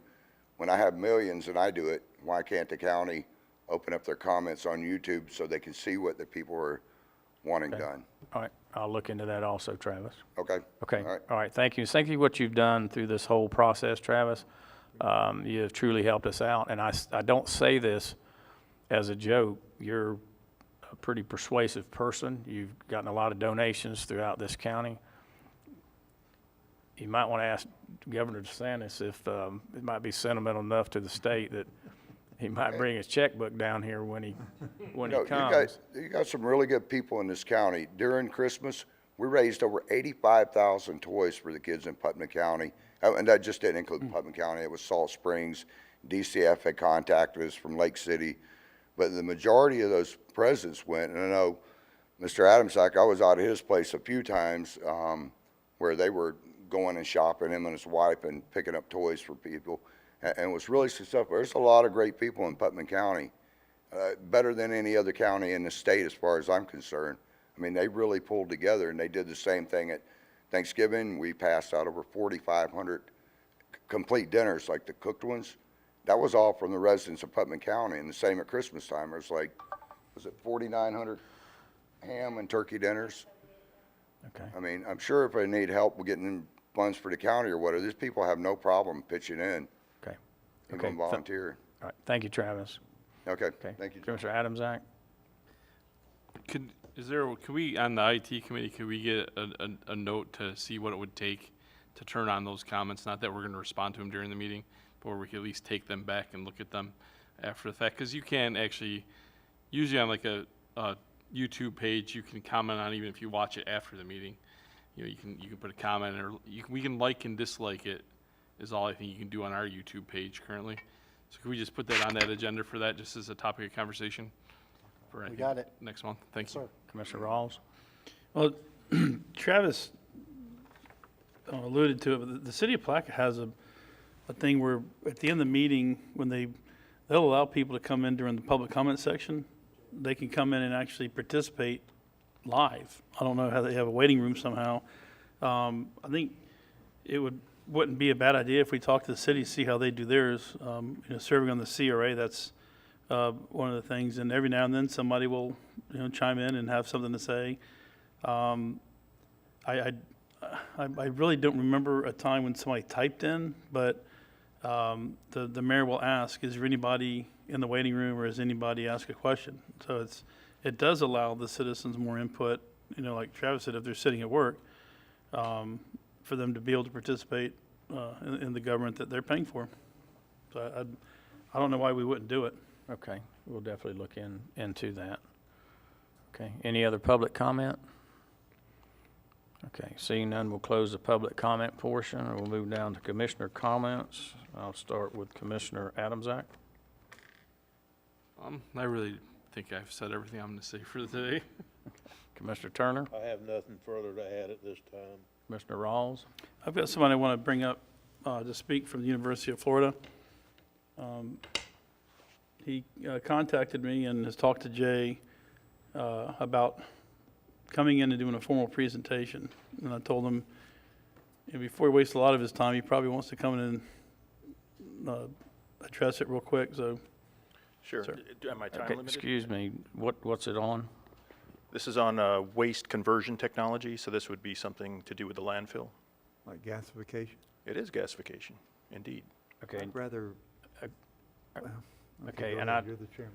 okay, I'm gonna give you 3 minutes, but it sounds like this may be something that Should be agenda. should come back on an agenda to be able to give it the proper time that it may deserve. Okay. And then also for the commissioners to be properly, He wants to make a formal presentation, but my Prob- understanding is you're going to bring in other companies as well, correct? That's right. Yeah. Yeah. okay, if So he just everybody wants will just let me finish. What's that? if everybody would let me finish before I allow you to talk. I allowed Travis has been working on a project for over 3 years for us. Something that everyone up here wants to get finished, which is to operate the oldest continue operating ferry in the state of Florida. So we have some knowledge of what Travis was talking about. This one, we don't, so I'm not gonna be disrespectful, and we'll give you 3 minutes. And then I would probably suggest that Commissioner Rawls put this on an agenda item at one of our next workshops so it can be discussed further. Well, I would say after he speaks, we'll make the decision then. It may be something we're interested in hearing. Okay. All right, before I let you go, Commissioner Turner? Yeah, just for clarity here, I met with this gentleman about 2 years ago, and there's some issues with this. There's some issues that they wanted the money from the tipping fees from the Okay, county. wait, understand, Okay, let me just say, currently, Ted Yoho called me within the last week and a half and asked me to set up a meeting with this gentleman when he would be available and he was in town. Ted's in Washington. St. Augustine. Excuse me? Ted Yoho? Yeah. Oh, yeah, he's in St. Augustine right now. Okay, well, he told me he couldn't do it till the middle of May. And so that's when Jay reached out to this gentleman right here and found out that he had reached out to you and went around the committee that he's supposed to been talking to, that Yoho was trying to set up, and you told him to come to workshop. I get it, but gentlemen, there's a procedure here that we usually do, and the man knew that he's supposed to come and have a meeting with me and Jay and Terry and Yoho and all of us in a deal to discuss why it's changed from 2 years ago to now and how it was good for the citizens of Putnam County where we didn't feel like it was 2 years ago. So I'm more than willing to meet here with him if he wants to meet. That's it, the deal. But I have history with this whole deal, and I thought everybody should know about it. And it has to make sense for the citizens. We can't give up our revenue stream in order to help a private company because they want to do this. It has to make sense for the citizens of Putnam County. So I'm with you giving him his 3 minutes, Mr. Chairman, but that's all. Okay, Commissioner Rawls, do you have another comment before we move forward? I don't know where to begin. So, in the interest of full disclosure, the reason I asked him to come in to address the commission was for that exact reason. I was not aware that you would talk with them. We don't talk outside of these meetings. And I explained to him, you have 5 commissioners, you have got to get 3 on board. We didn't discuss anything about revenue sharing, revenue taking, revenue in any way. My understanding is this, and I asked him what the net effect of the taxpayer would be. It would be a 0 cost to the taxpayer. So that would mean that we would not lose a revenue in my estimation. But, you know, that was why I asked you to come in. If this is as good as you make it sound, you have an audience. Okay, Well- all right, with all that said, welcome. And if you'll state your name and address for the record, and we've got you 3 minutes. Sure. My name is Bruce Welt. I am at 9328 Southwest 35th Lane in Gainesville, Florida. And I'm a professor at the University of Florida. Forgive me, I'm a fish out of water here. I'm a technical guy, not used to dealing with county commissions. However, thank you for the invitation. What this is about, and spurred by Congressman Ted Yoho, what this is about a technology. I'm at the University of Florida. I represent, I'm involved in packaging, right? So a lot of companies that deal with packaging are essentially over a barrel right now because of plastic and basically a war on plastic. But there's an irony here in that plastic actually has been helping us to improve the environment. What we fail to be doing is our recycling and recovery of material. Now, most of the major companies out there, Procter & Gamble, Nestle, all these guys, have made pledges to put significant amounts of recycled content into their packaging going forward. But the reality is that if things don't change, it's just not there. So there is technology. This is a robust version of gasification, regenerative robust gasification. And the idea, the vision here is that we would convert the waste, mixed waste, into methanol, waste-derived methanol, We have companies like Eastman Chemical that operate in Florida that are interested in this methanol. And also, it would represent if it was produced here, then it represents an opportunity for companies to come here and do manufacturing. So these are good jobs. It's a big investment. It would bring a lot of interest in manufacturing to this area. And there's, this is a good location. There are other locations being considered, of course, and I'm kind of fighting to bring it in closer to the University of Florida, where we can, continue in the research and development of this kind of technology. So my purpose here was actually to get with the commission, is to start initiating steps to see about what we can do about getting a site at the landfill, because that's a big part of this, is that this would be at a landfill. Those are my comments. All right, Commissioner Harvey, you had a question? Mr. Chairman, I guess I want to know how you want to proceed right now. I'll just go ahead and ask my question. If I'm out of line, you can just gavel me down if you like. Years ago, I went to Hinckley Center of Solid Waste Management at University of Florida. Dr. Townsend's been here 3 times talking. I held the gasification torch in my hand. Are you doing it at the University of Florida now? I am working with a company that has... Using the gasification that Dr. Townsend's torch and there's Hinckley Center, are you using it now at University of Florida? Dr. Townsend's torch is not a gasifier.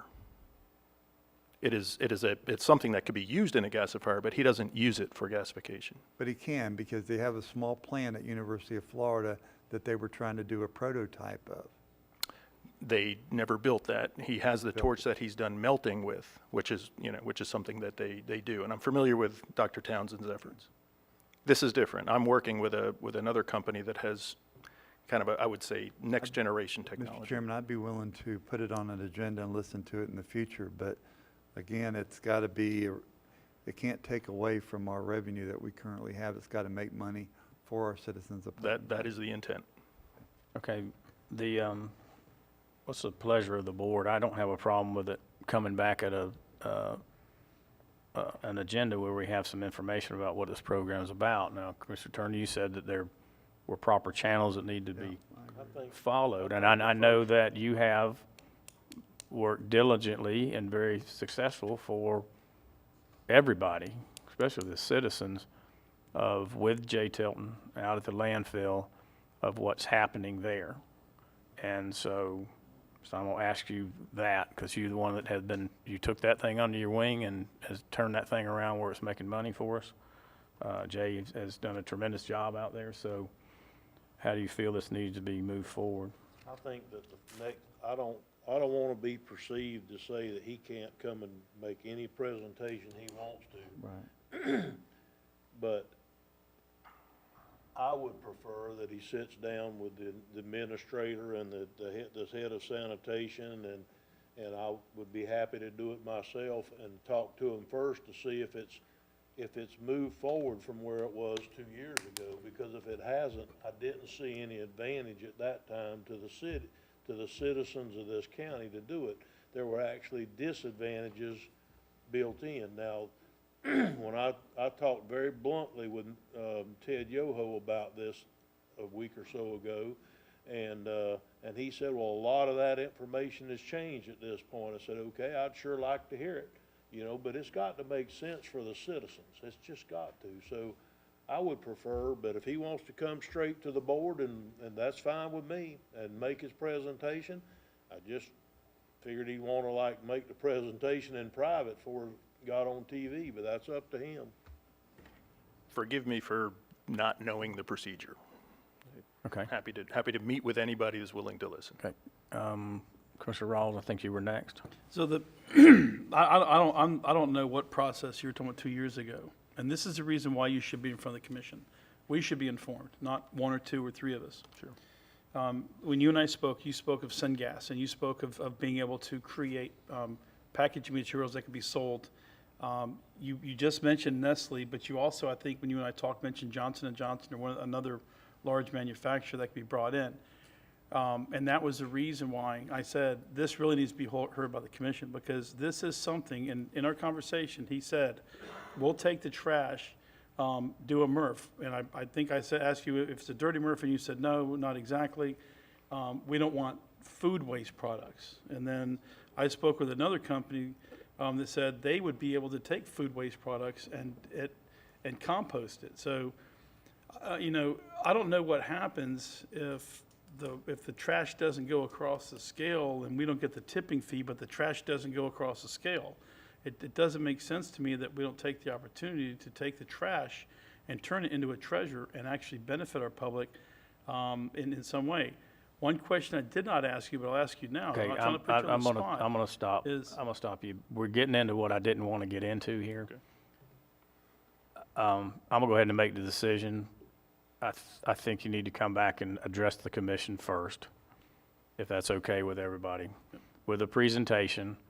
And I truly believe, and I would say this, if it had to do with the animal control, if it had to do with IT, if it had to do MSBU's, I think the person who needs to take the lead on this, if the commission decides that we want to engage in conversations, is our staff, our sanitation director, and Commissioner Turner, because he's the one that's been working with the landfill, and this would be a partnership with the landfill, correct? Possibly. So I think that's the way it needs to go. And I'm ask Paul, and then we'll. I'm all right if he's coming back. I'm fine. Okay, everybody okay with it? Get on an agenda. That'd be a special meeting, or how much time would you need? As much as you give me. I mean, typically half hour. You could just do it at a workshop at some point if that's what he wants to do. I did bring a presentation. I just wasn't sure of the forum here today. A half hour is one thing, an hour is another thing. And I'm just saying that, I mean, because we usually have a lot of stuff on there, and you don't want to get to where you're running out of time and cut somebody short. Whatever it takes to get you up to speed on what the technology is, what the opportunity is, and so Commissioner Turner can understand what the real opportunity is. It's kind of short-sighted to just look at the tipping fee. There's a lot of treasure in this trash that, you know, that. As long as the treasure's owned by the citizens and not by your company, then it's our treasure. Okay. All right, so you need to get with administration about putting it on there, and hopefully we'll have some information Sure. that we can look at beforehand. Okay, Okay, sir? All right.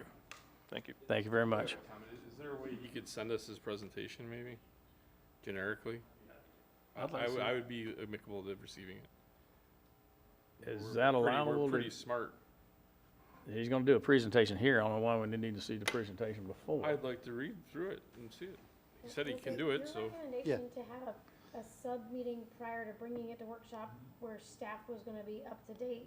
That's- That was the recommendation? That's what I would prefer, yes.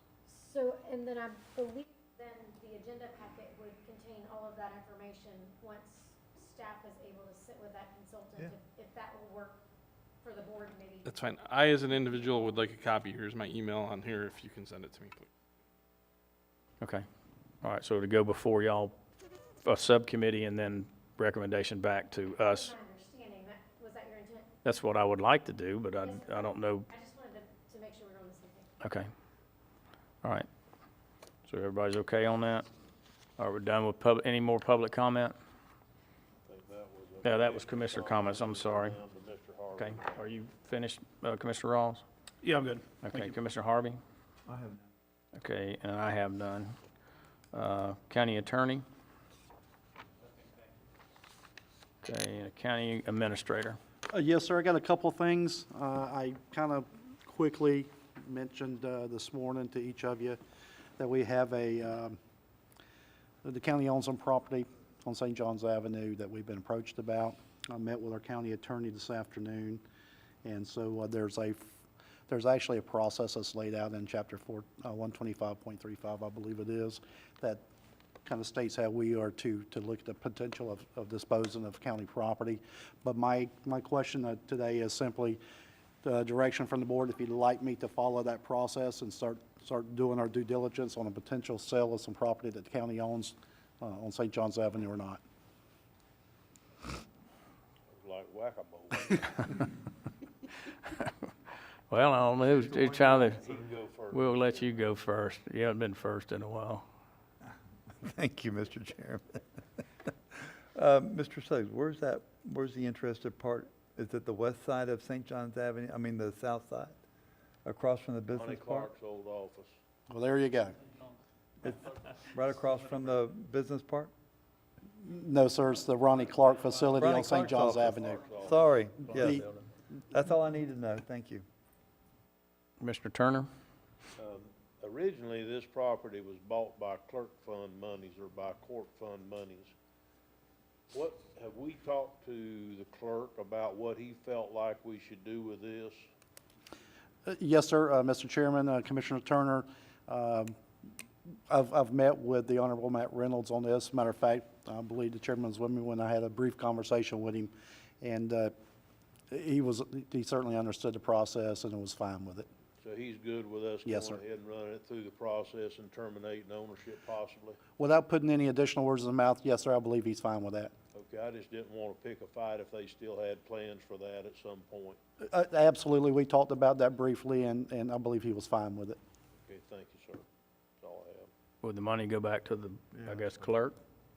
No, sir, those are county dollars, so we'll look where the funding goes, and we'll talk about all those options if and when we get down the road, if we're actually going to do anything with the property or not. There might be some options available to us, and we would absolutely bring them all and discuss them at that time.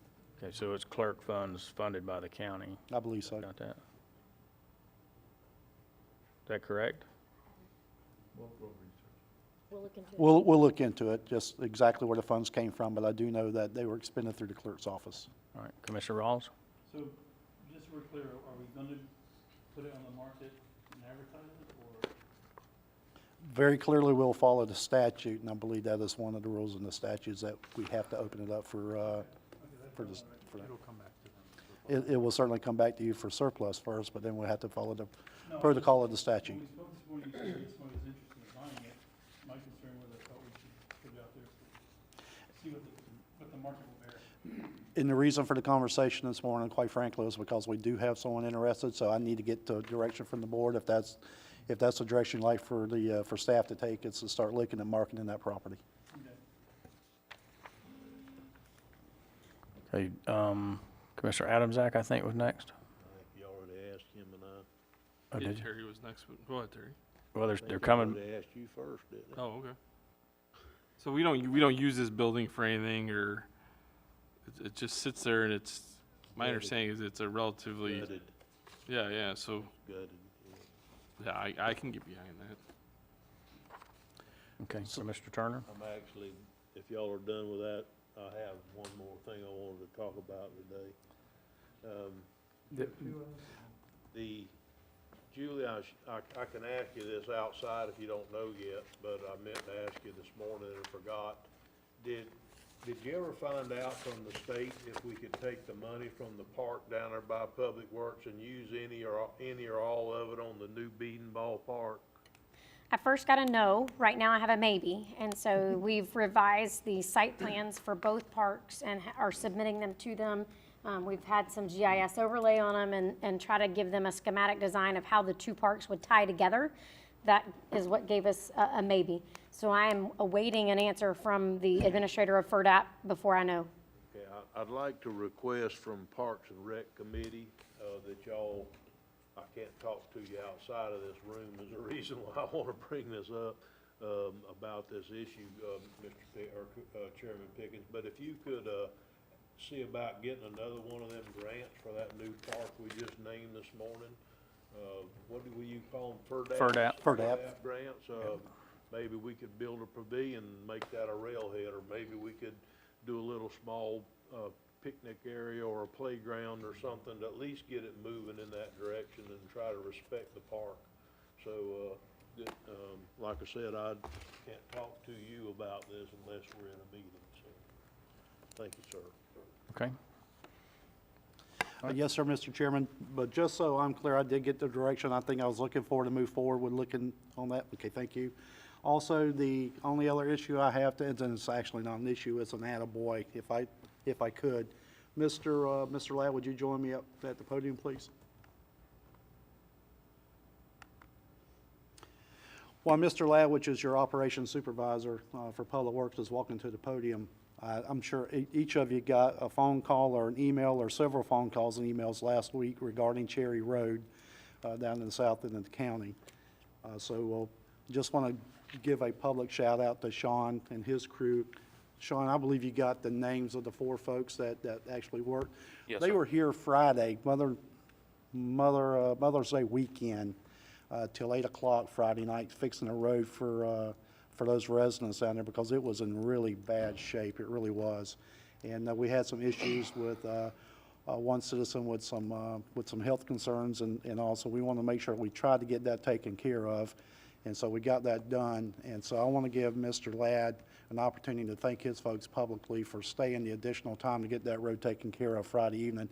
And by the way, Ms. McCoy has since sent an email back, very much appreciative of the fact that we did that, and the work was certainly noticed and was very thankful for it. Yes, sir. We got a real short notice to do this, and we had William Collins, Dennis Leonard. They're both truck drivers for the county. Dalton Ford and Eric Oxidine are supervisors for the county. We got the call from Administrator Suggs. We went down there within 4 hours. We had the road passable. We had eight or nine loads of clay hauled in, and by 8 o'clock that night we were going home. I mean, it's just one of those things that we have to do from time to time. But I didn't want it to go without mentioning that, that our staff at Public Works will do everything that they can to fix a problem. And those 4 gentlemen absolutely went above and beyond, as well as Mr. Ladd. So, Mr. Chairman, it was just my opportunity to thank those folks publicly. And we'll do that again at some other date when I can actually get them here so I can thank them publicly as well. Okay, and thank you, Sean, and for what everybody did. Ms. Brantley has some health concerns, and she does have a car, so she was really having a hard time even getting to her house.